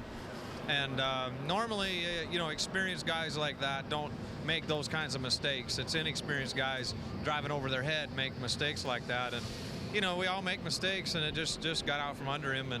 And it's unfortunate that we tore up this good race car. It certainly didn't look like you had anywhere to go. What were your options at that point? Well, I was on the brakes hard as I could. The thing was, I got a little wiggle myself, and then I got back in the throttle, and I had a huge run at him. So I was already closing on him before he started to spin out. So wasn't a lot I could do. I was already closing on him, and then he spun, and it looked like he was going to go down. So I got on the brakes hard as I could, and wasn't anywhere for me to go, unfortunately. you know, you can't just cut these cars down. You know, you think, well, you just go under him, but he kind of trapped me up in the guardrail. I just saw it on the replay. Really, really terrible, because that was almost, it felt like a gimme win for us tonight. You know, if something crazy like that didn't happen. We had our track position, and it's unfortunate. And so far in 2007, there's been no such thing as a gimme for Greg Biffle. Dave? And Mike, Jason Keller wasn't in this most recent caution. It was the one before that ruined his record 418 start. Jason, talk about the day, because it really wasn't that great in the car from the start.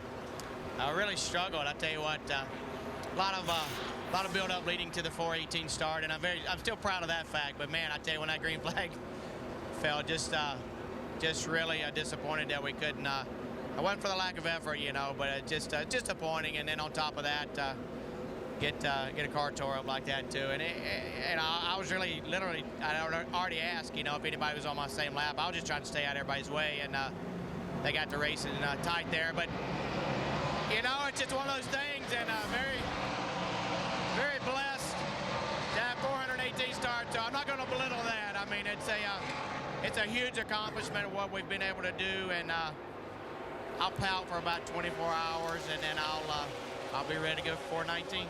Great. Thanks, Jason. Well, we'll take a look at it right now. Dale Earnhardt Jr., a good restart right below the 29 car of Jeff Burton. And that car's loose. Careful. Look at that. Whoa, That's hold on. the spot. Oh, he just missed catching the back of the 29 car. How big would that have been? Here's the 38 of Leffler now sideways down out of turn 4 in the grass. I think they need to put a sign up there in turn 4. Slow. Take it easy, man. Caution, turn 4 can be hazardous. Yes, it can. I saw Junior on the move under that 29. I'm like, man, better be careful in that turn 4. Now, how about the drivers involved in the last 2 wrecks? We've got 4 chase contenders that have involved in the last 2 wrecks. You see Clint Boyer, Jason Keller we just talked to, Greg Biffle we've spoken with, Matt Kenseth, Mike Bliss involved. He's treated and released. Jeremy Clements. Jimmy Johnson, by the way, treated and released from the infield care center. He's fine. Remember, he starts on the front row tomorrow night. Carl Edwards we just spoke with, and Stephen Light, the young man who won at Kentucky, trying to impress some folks to be able to get a ride for 2008. And here's the most recent caution, number 9, lap 146. Jason Leffler up high. It looks like Jason Leffler just worked the high line of the racetrack and just got loose on the top side of the racetrack, much like we saw earlier in the race. But take a look at Dale Jr. here, right on that white line, and watch the tail of the car, guys. Wiggling around, he's sawing it, he's holding on to it. There it kicks out, back up, and whoa! Almost hits the 29. Real close to what happened to Clint Boyer. Under caution for the 9th time, and folks, we still have 53 laps to go. Stay with us.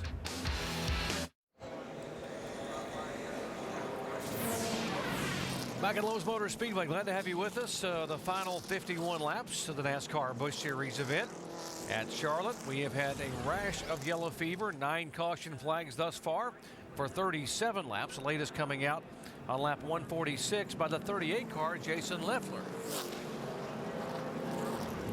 Let's listen to the Dale Earnhardt Jr.'s radio.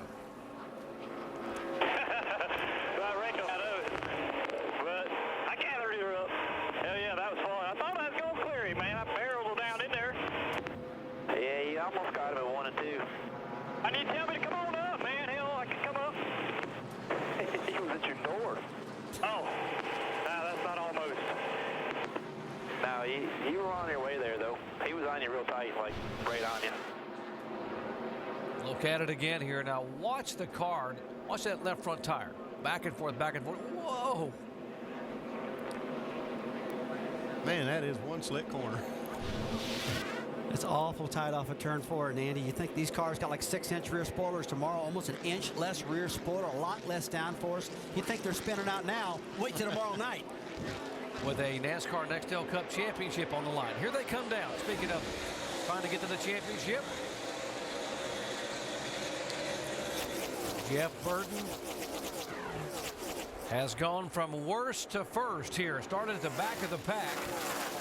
Now all the way to the lead. Remember, Dale Earnhardt Jr. has never won a Busch or Cup race at Lowe's Motor Speedway. Here's Kyle Busch on the inside of the 99. And Kyle Busch has been working on his car throughout the night. Every single pit stop also. Tightening his car up, working on air pressures. He's got it pretty good now.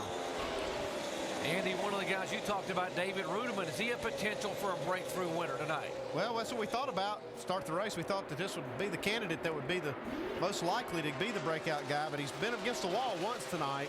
He's got a good card. He's in the top 5, but I don't know if he can hang on to win tonight or not with this car damaged a little bit. Jeff Burton's going to be a hard guy to beat, too. You see him pulling away from Dale Earnhardt Jr. right now. Just after starting in the back of the pack, now he's got that thing out front. Andy, we've seen 9 caution flags, and it isn't just the inexperienced drivers that have had their trouble. We've had the top guys in the Cup point standings spin out by themselves and bring out cautions. You know, you're sitting here watching a Busch race, see a lot of caution flags, and you kind of expect that, but you don't expect the guys that are the top drivers in the Cup division to come out here and just spin out and cause cautions by themselves. Jeff Burton leading here, 48 laps to go. Already a 3-time winner here in 2007. We asked him, what about the plans in the NASCAR Busch Series for 2008? I'm going to run 12 races next year and see how much benefit running the Busch cars, how much that is with the car tomorrow concept coming. If that proves not to be advantageous to the Cup program, then I won't do it anymore. But I love to race. I love Busch racing. I have a real passion for Busch racing, and I want to keep doing it, but it has to be effective. The Cup thing has to be number one. Remember, in 2008, when he runs those 12 races, the NASCAR Busch Series will have officially become the NASCAR Nationwide Series. Nationwide signing a 7-year agreement to be the title sponsor for this series.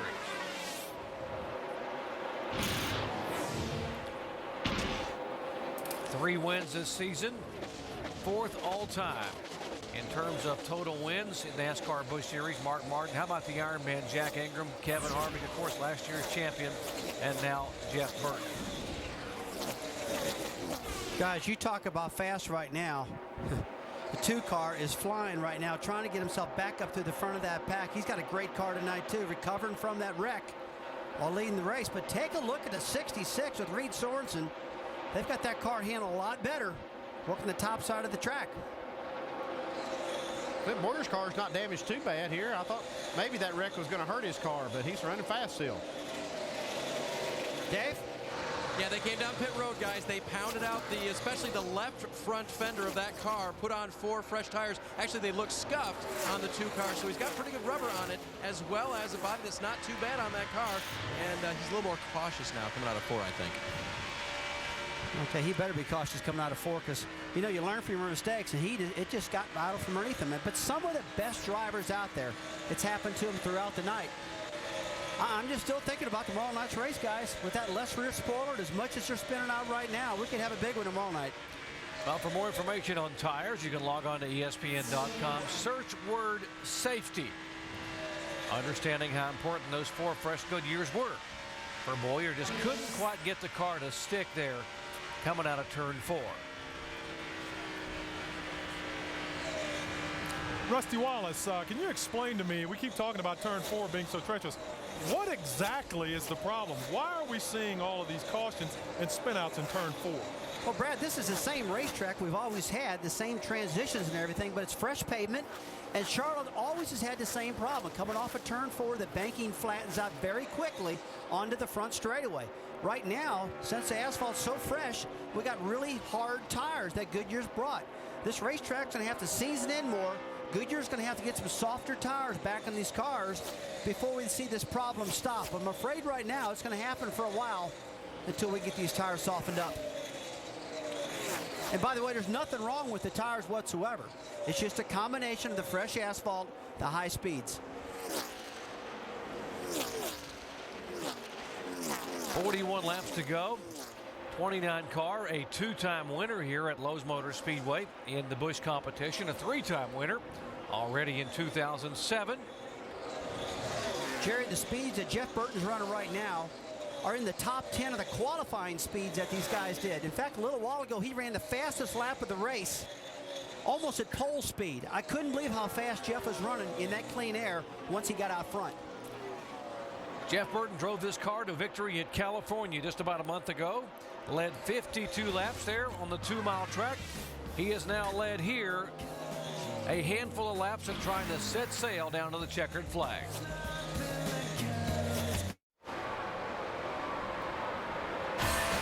Tomorrow night it's the NASCAR Nextel Cup Series and the 5th race in the chase for the Nextel Cup from here in Charlotte. The only chase race on a Saturday, by the way. Jimmy Johnson starts on the front row, won 5 of the last 9 at this track. The NASCAR Nextel Cup Series Bank of America 500. ABC tomorrow, 7 Eastern. For more, log on to ESPN.com. 34 laps to go. It has been a night full of bumps, bangs, spins, and crashes, especially since we hit the halfway point of the race. Here's lap 105, Jamie McMurray. Al, it just seemed like once we got to halfway, it all came unraveled. Jamie Murray goes in the corner, loses the race car, gets turned around.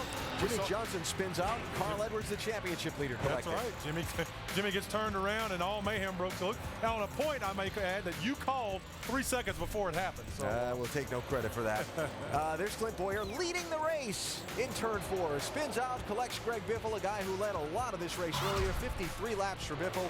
And then just a bit ago, even guys running by themselves. And good drivers, Jason Leffler.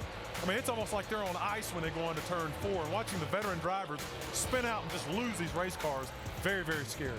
9 caution flags in this race so far. And we still have time for more. Now, it's not been as bad tonight as it was in this race 1 year ago when I swear it was a full moon. It had to be to have those kind of numbers. Alan, it's not over. There's still plenty of time. Let's take you up to speed. Couple guys, interesting entries into the top 10 tonight, but we begin with the leader, Mike. And so far in 2007, Alan, only one driver has multiple victories on mile-and-a-half configurations. You're looking at him. That's Jeff Burton, who's won at Atlanta and Las Vegas. The car he's driving tonight, pretty good. It debuted in California with a victory. He's only run it twice this year. It's been in the top 10, and well, he could be in store for another victory. He's just over 30 laps away, potentially. Jamie? And behind him, Dale Earnhardt Jr. has not won a Busch Series race since Michigan last year. He has been in a great mood tonight. He just came on the radio and said, I don't think I could be going any faster. This car is awesome, but I'm trying. He's trying to get to the front. That's Dale Earnhardt Jr. Worked his way from 26 up to 2nd. Dave? Good hard work at night for Kyle Busch. Started 24th, made 3 pit stops. Lots of changes on the first 2. No changes on the last pit stop. Fast race car has survived a near spin, running in the top 5, Jamie. And Eric Almirola been solid all night. He's jumped up. This is the highest he's been all night, in the 4th position right now. Eric Almirola, great news for next year, unveiling the 8 car today. For Cup, he will be sharing with Mark Martin next season. He's relieved, and tonight it's all about the win for Joe Gibbs Racing. And right behind him, Denny Hamlin, his teammate. Denny's been real quiet today. Remember, he won just a couple weeks ago from the flu. He comes here tonight. He had a pretty solid car, but guys, you know how Denny Hamlin operates. He works slowly until the last few laps. Shannon? Been a wild night for David Ruderman. Hit the wall on lap 107. They had to come down pit road twice to fix that front end, but he gambled on pit road and took 2 tires, 2 right side tires only on lap 126. Brought him all the way up to 5th. Been running solidly in the top 10 since. Dave? Shannon, 3 races ago, Kelly Byers shared with me that crew chief Scott Zipadelli had found that some of the cars he was racing were not exactly square. They'd been repaired from earlier in the year, and he was learning on cars that weren't exactly the way they should have been. They've been hard at work since then, and while he had a DNF last week, he had a top 20 at Dover 2 weeks ago. He was running very well tonight, showing what that team and driver are capable of. Shannon? Kevin Harvick battling a loose race car earlier. He's saying on the radio it's much better now. His best finish here at this track in the Busch Series was back in 2004 when he finished 3rd. Over to Mike. Casey Kane's crew chief Mike Shiplett told me this morning that the team that keeps up with this racetrack and adjusts accordingly the best is going to go to victory lane. Well, Casey Kane, still trying to pull off the Charlotte sweep, has made several changes throughout the course of the night trying to fine-tune this car. At times they took 2 tires looking for track position, but so far they don't have the magic formula that got them to victory lane in May. Jamie? And Bobby Labonte in that 77 driving for Kevin Harvick. He's trying to reel in his owner and boss, Kevin Harvick, so they can work together and get to the front. But Bobby Labonte, remember, he won in the 77 at Talladega earlier in the season. He's the oldest winner in the field at 43 years old. Doc? Thank you very much, guys. Great up to speed here on the top cars. 25 laps away from the checkered flag for Jeff Burton, trying to get his 4th win of 2007 in the NASCAR Busch Series. Back with more in a moment. The NASCAR Busch Series at Charlotte is brought to you by FreeCreditReport.com. Stay on top of your credit score and credit report at FreeCreditReport.com. By Aaron's, with over 1,400 stores nationwide, everyone's a lucky dog at Aaron's. And by Toyota, moving forward. We are moving forward toward the finish of this one. Well, wait a minute. Caution, trouble in. That couldn't be turn 4, could it, Doc? You're good. Well, unfortunately, it is again. And the turn 4 Calamity Corner has bitten the 66 car. Right side tires are flat. Blew a tire or saw a big fireball come out of the back of the car. Caught on fire or something. I think there's oil all over the right rear tire of that car. A lot of fluid from somewhere. Part of the rear end spoiler off that Home Life Communities Dodge. The axle flew out of that car. Yeah, the cap right come here. off of it. Right rear axle cap has come off, and what happened is the axle comes out and all the fluid from the rear end will come right out of that hole. Unbelievable. That hardly ever happens. I've only seen that a couple times in my whole entire life, where the cap comes off and the axle flies out. Let's take a look at this again. On fire. Wow. I saw a big fireball as he went in that corner. This axle is probably laying on the racetrack somewhere. It's a great big piece of steel, a steel bar.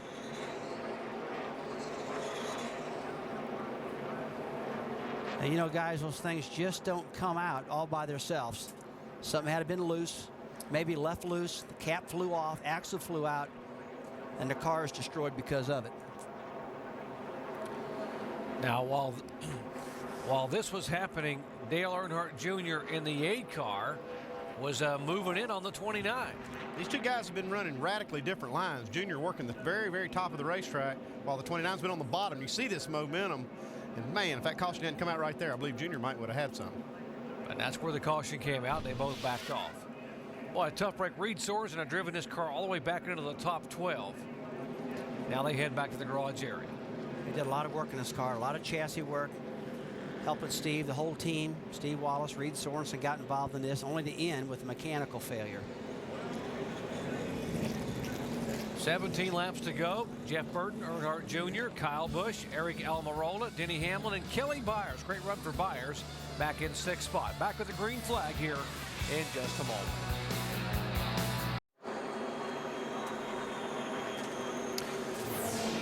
Back at Lowe's Motor Speedway, NASCAR Busch Series at Charlotte action. Aerial coverage from high above this gorgeous facility, courtesy of our good friends at Goodyear, the official tire of NASCAR, helping NASCAR drivers get to the finish line for over 50 years. Let's head down and visit with Jamie Little.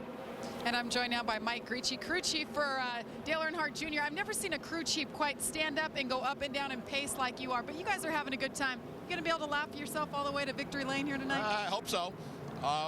Dale Jr. has been very animated tonight, so it's been a lot of fun. We came here with one thought in mind, is to win the race. We're going to send our wishes out to Richie Gilmore. Hope he gets better. We need him back to work. But this Menard Chevrolet has been really, really good. And Dale Jr. has been having fun. He's talking up a storm up there. Dave, he's trying to get his first win here in 2007 in his last opportunity. Dave? Jamie, the 5 crew has worked on the 5 car, and he's saved the 5 car today. Has he saved enough to the end and maybe the win?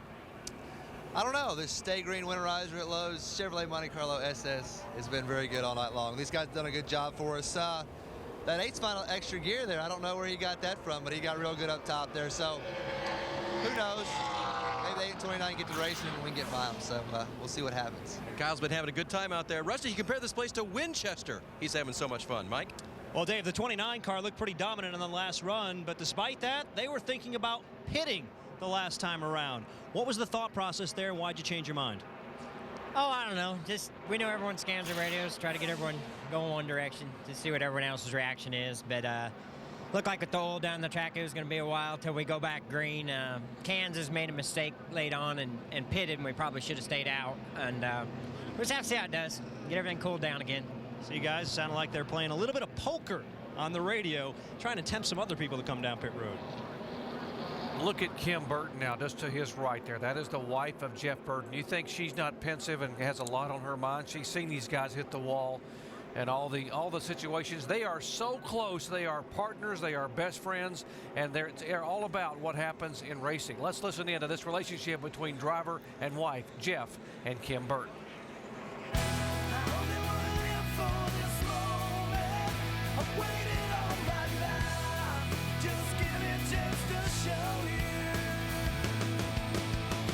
We have always been a team.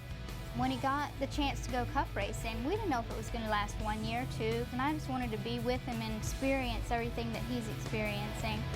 I have unfortunately been at the racetrack when some fatalities have occurred.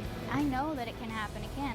When things happen on the racetrack, until he comes on the radio and tells me he's okay, I'm just waiting. Those type of things I don't think people understand. This is one of the most stressful things that a family can go through. When he gets in the race car, that's all he's thinking about. He is completely focused. 1 lap to go before the start of the race, he'll wave out of the window at me on the pit box, and I'll wave back. For him to look over at me and let me know that we love each other and that we're thinking of each other. All about relationships, and I've seen Kim Burton from the early days when Jeff Burton won his very first Busch race. We were covering on ESPN at Martinsville. She jumped the pit wall and ran all the way down pit road to give him a hug. She's been his life partner, obviously best friend, wife, and understands that how important this win would be tonight for the 29 car and for Jeff Burton. Now, Jerry, I just got to tell you one thing. You saw that shot of that 2 car getting in there, spinning out that 31. That wasn't me. That was Kurt Busch. Okay? Okay. I'm glad you straightened that up. One thing that's going on right here, Doc, while we've been running under caution, is they've put down a ton of speedy dry way up on the top side of the racetrack in 3 and 4, and that's where Junior's been making all his time. So I'm sure he's looking at that, wondering now what he's going to be able to do, because as all that grease, that rear end grease gets up in that top groove, is so hard to get cleaned up. Now they're blowing it off. How much will it still be a factor up there with the fact that they put some speedy dry down up there to try to soak up the oil? Yeah, it's still going to be, there's still going to be residue left over from this, and that's the first place it goes, is right up to the top of the racetrack. It's going to be interesting to see if Junior will try to get back up there. You got to believe when the cars go through there, even though they're blowing it off right now, you're going to see a lot of dust, a lot of dirt still flying. You see the racetrack's white. It's got all that oil dry down into the surface of the asphalt, which is still going to make turn 4 slick. And it's already treacherous now. They put a little rear end grease and speedy dry and all that on there. It's just going to get worse. Oh man, you think of how loose that corner is and how treacherous it is. And let's just go ahead and grease it up a little more. Humpy Wheeler would like that. You talk about excitement. These guys love having excitement. They built a great racetrack. Visiting with Dale Earnhardt Jr. in the garage this week, when Rusty and I were in there talking with him, he talked about how he likes to run the high groove in both the Busch and the Cup car, and he felt that may be his one of his options on Saturday night, tomorrow night, to run the high groove. Never won here. Remember, his famous father won here 7 times, and Dale Earnhardt Jr. has yet to go to victory lane at Lowe's Motor Speedway. What does he think about what's happening now with the racetrack? Let's listen in. How hard is it to get out of the truck and look at the ground? They can see it. I don't know for sure what it is, but it looks like it. I want to get out of my car, and I can't. I'm going to bury this damn thing down into one. It's going to be something else. It sounds like he's going to go for it no matter what. He'll be the first to know if the track's in good shape. Oh, this should be fun to watch here. This is going to be great. We talked about the fact that he's never won here at the home racetrack. And that sort of sticks in his craw a little bit. And I got to believe he's already hit the wall once tonight, so he's already been up there one time. He's only in this race for one thing, and that's to win, and he's 1 car away from doing it. Well, if he buries that thing down into turn 1, that's one way to do it, but he better not bury it down into turn 3 real quick with all that oil dry down there. 7 times in a NASCAR Busch car, 16 times in a NASCAR Nextel Cup car. His best finish was 2nd in the Busch car, 3rd in the Cup car. He's checking that groove out up there right now. You can see him up there just cleaning his tires off and trying to figure out, okay, can I run up here or not? Looks like he's planning on it. Pace vehicle pulling off. 12 laps to go. Jeff Burton trying to hold off Earnhardt, Kyle Busch, Almirola, and Hamlin as they come down for the green flag once again.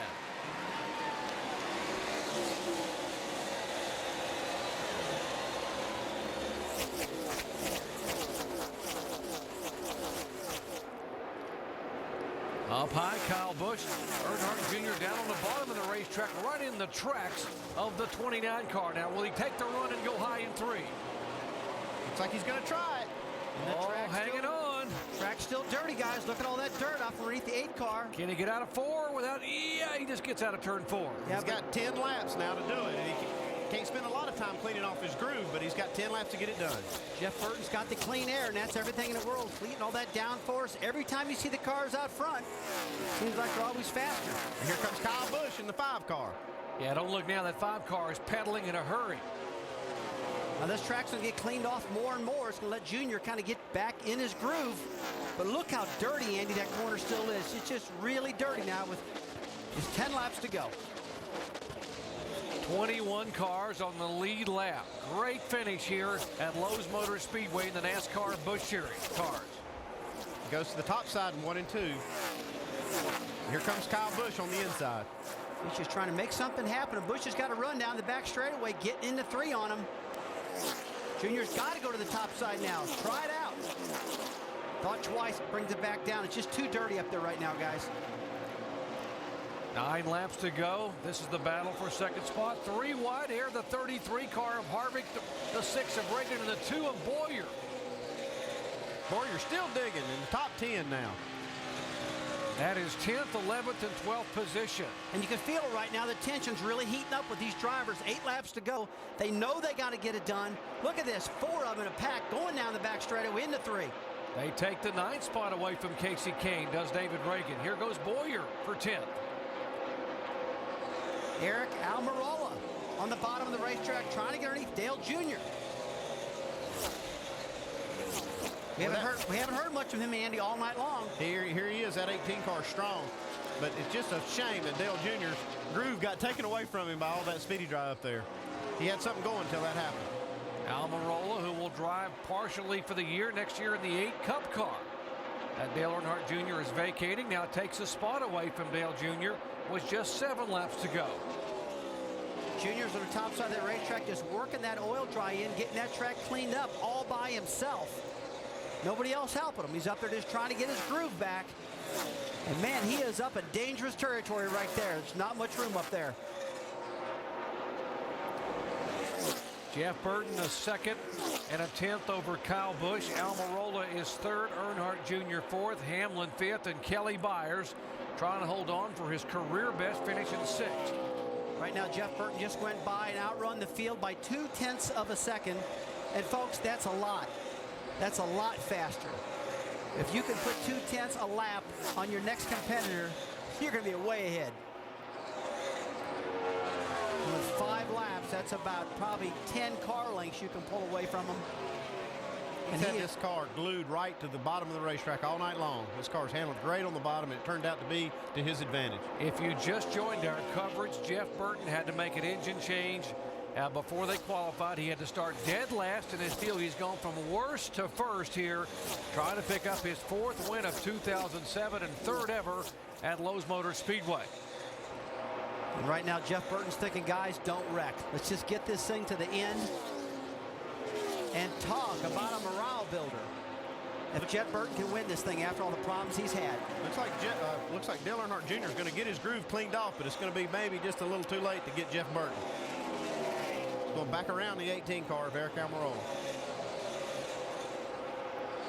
And if Junior gets that groove worked in, Almirola just can't do anything with him on the bottom of that racetrack. He gets that momentum going, and that Menards number 8 is going to take off on the top side of that track. 55, great run for Robbie Gordon, right side of your screen. Gordon now in 6th spot, David Reagan in 7th, and Byers back to 8th. And this 6 car, David Reagan, is on the move. His car's glued to the bottom.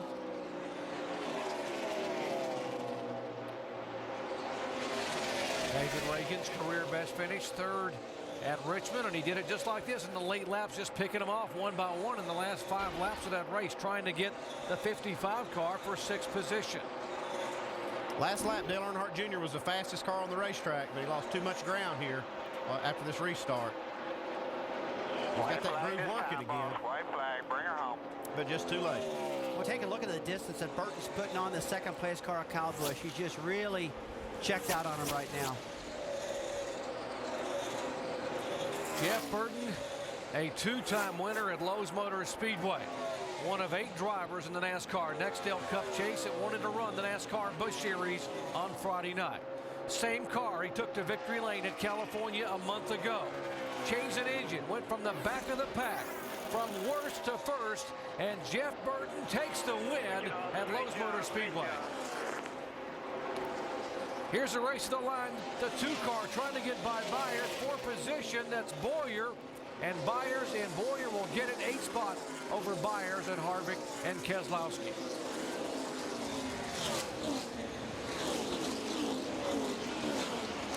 Hell of a job, guys. Great job by Jeff Burton. Started in the rear, drove through all these wrecks, not a mark on the car. All about right there, boys. Great job.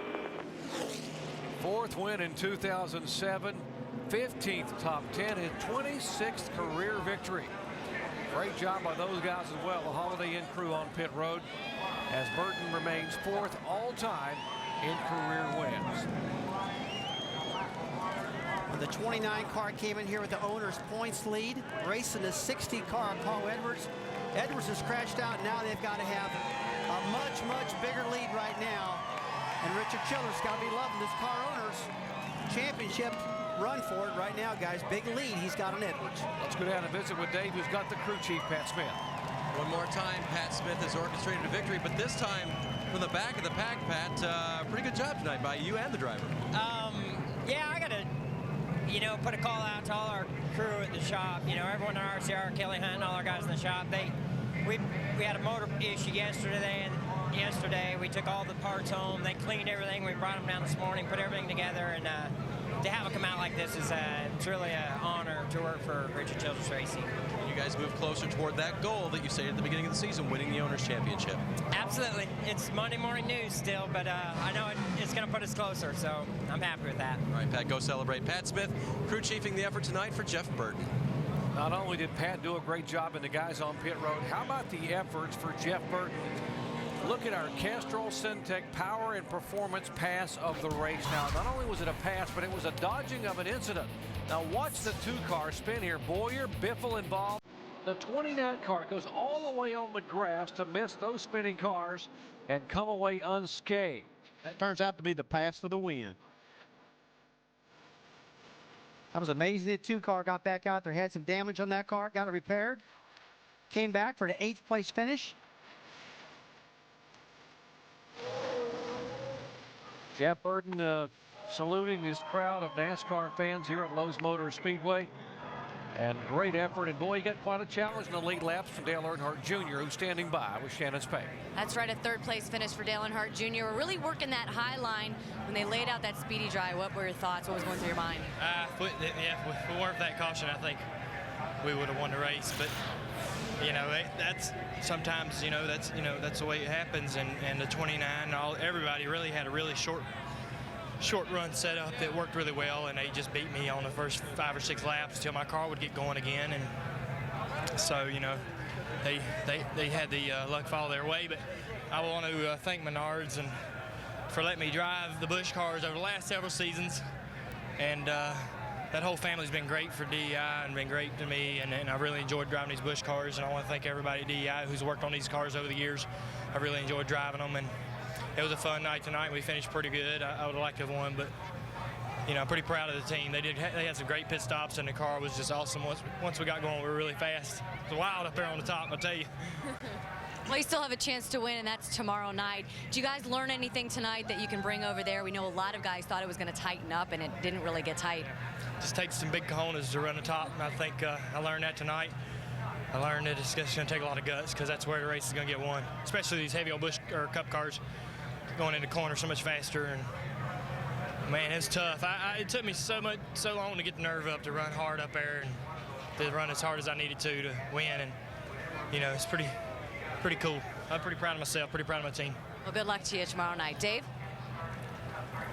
And guys, we are going to speak with Kyle Busch about finishing 2nd today. After starting out with a car that wasn't perfect, he made up a lot of ground all night long. Yeah, we really did. The Stay Green Winterizer Weed and Feed Chevy was good tonight. Just not as good as we wanted it to be, of course. The 29 obviously beat us by 1, but You know, it was a great race car all night, and we just kept making minor changes to it a little bit here and there, trying to make it better, trying to get through the field. And, you know, the 29 would really go for the first 12, 15 laps of a run, and then he'd start fading off a little bit. That's why the 8 was catching him. But, you know, there at the end, I was able to jump the 8 and just couldn't quite run down the 29 there. But all in all, a good day for us. Just want to get some more wins, hopefully. Let's go to Mike Massaro in victory lane. And Jeff Burton climbing out of his winning machine, and what a race car. He's been on the racetrack 3 times and has already collected 2 victories. And Jeff is celebrating with his team. And Jeff, this was a race that everyone said coming in was about track position. Yet you started dead last today and made your way to the front. How were you able to do that? Well, we had a really good car. We got better as the night went on. Those laps we were running there at the end when that next to last restart, I mean, they were incredibly fast. And these guys just kept making the car better all day, and great testament to those guys. I mean, they changed an engine, oil tank, all the oil lines, everything, and this thing was flawless. So real proud of them. And give yourself some credit, too. Just past the halfway point of this race, it looked like you had to take some evasive action to avoid a crash on the racetrack.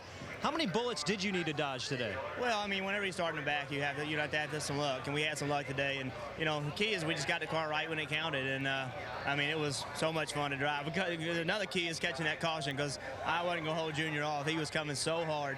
And then once the tires got cooled back down, then it took back off. So we got a lucky break there with that caution, because I was going to go up and try to block him, but I don't think it was going to work very well. And I know you're still paying attention to this Owners Championship title. The 60 had some problems tonight. You're in victory lane. Looks like you're pulling away. Well, I wouldn't say that. I mean, I know that it looks good right now. There's a lot of racing left, and we're just, like I said, we're just here to have fun and keep the pressure up. And we don't want them walking into Orlando without us putting a little pressure on them. And that's what we're trying to do. But it's about winning races with Holiday Inn. I mean, this car is just so much fun to drive. I just love this Busch Series, and to me, winning at Charlotte in a Busch car, that's as good as Busch racing gets. And Doc, with this win, Richard Childress Racing now has 11 victories in the Busch Series in 2007. Exactly, Mike. What a night. Here's Richard Childress giving his driver a big hug. He made him one step closer to that Owners Championship.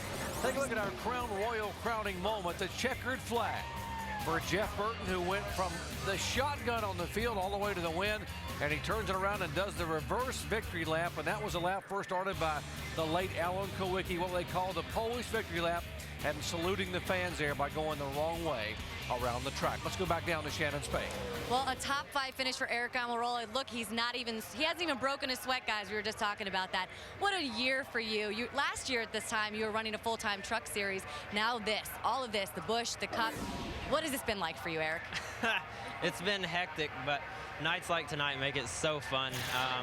It's just awesome to be able to come out here, and Jason Ratcliffe and all these guys on the Slim Jim team brought me a really good race car, so I was really excited about tonight. We had a good car in practice yesterday. I knew it was going to be good tonight, and we fired off the race just a little bit too tight. We worked on it, and that last run right there, it was just super fast on cold tires, and just seemed like the longer we went, the tighter we got, and I thought at one point we might have a shot to win if we kept getting cautions, because we were just so good on cold tires.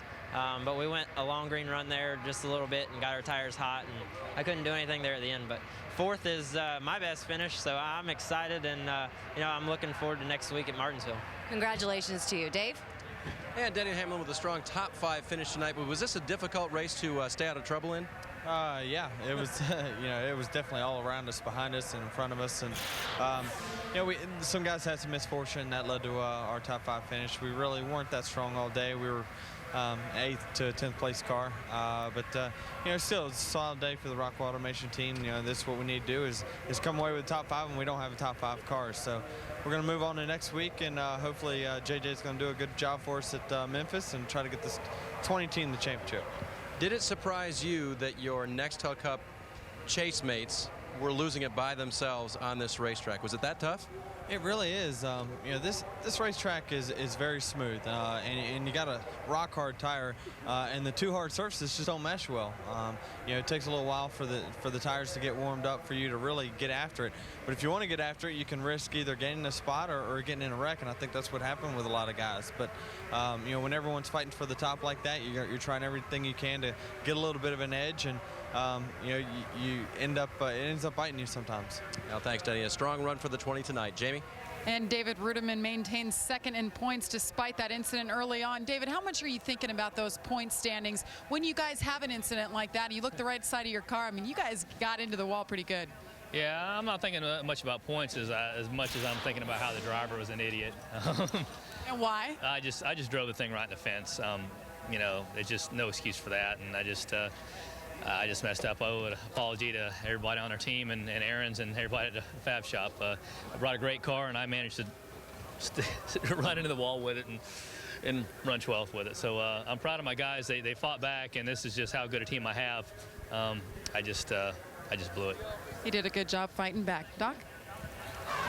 Indeed, what a finish here at Lowe's Motor Speedway. Take a look at the points. Just 4 events remaining and no. Carl Edwards did not wrap it up. He will have to go on and try to win this championship in the next 4 events. David Ruderman and Kevin Harvick, Jason Leffler, and David Reagan. Now, why didn't he wrap it up? We'll show you what happened on lap 133. The 48 car of Jimmy Johnson spins around, and Edwards, who had put a spring rubber in the right rear, was back in that pack.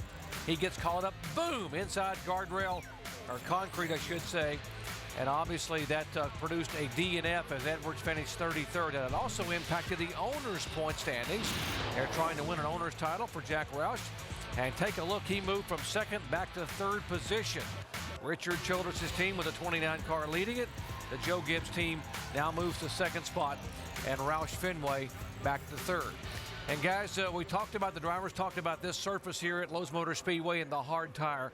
What does that give us as far as what we're going to be looking at here tomorrow night for 500 miles in the Cup race? Well, the Cup race tomorrow night, they're going to have a little less spoiler and downforce, like Rusty was saying, so we may even have more trouble. But and I would say that the Busch race typically has more cautions, but tonight it was the chase guys that caused a couple of these big wrecks by spinning out all by themselves. So I think you're going to see more of it tomorrow night. Guys, I think the big story is definitely going to be turn 4 tomorrow night. If these guys can definitely negotiate that corner, like Andy said, these Busch cars have over 1 inch more rear spoiler than the Cup cars do. And if these things are loose right now with some of the best drivers in the world tomorrow night, hey, I'm going to be watching that corner, guys, because I think that's where it's going to happen again. Yeah, 10 caution flags and only a 300-mile race tonight. How about tomorrow night, Alan, with 500 miles on the track? Yeah, Brad and I were just laughing about that. We came on the air starting countdown tonight, and you said the race was going to be crazy, animalistic, out of control, wild, all of the above, and that's what we had. And so looking forward to tomorrow night, where who knows what can happen. Yeah, you're exactly right. And what could happen? We saw the greatest race car drivers in the world tonight in this series losing their cars. If they do that tomorrow, the chase could all be scrambled by the time we get out of here. It could be pretty wild. All right, coming up next, the Contender at Los Angeles. And don't forget to join us tomorrow night when the NASCAR Nextel Cup Series takes over for the Bank of America 500 on ABC at 7 Eastern Time. Jeff Burton is tonight's winner. He came from the back of the pack. He only led 1 time in the race, but they were the last 61 laps and the ones that counted the most. 20 Cup drivers in this field took the green flag, and the best in the business had their troubles. McMurray we saw crash, Jimmy Johnson, Carl Edwards crashing, Clint Boyer, Greg Biffle crashing. It happened all night long. What kind of wildness are we going to see tomorrow night? This has been a presentation of ESPN, the worldwide leader in sports. Tomorrow night, ABC, 7 Eastern Time. Look us up. We'll see you then.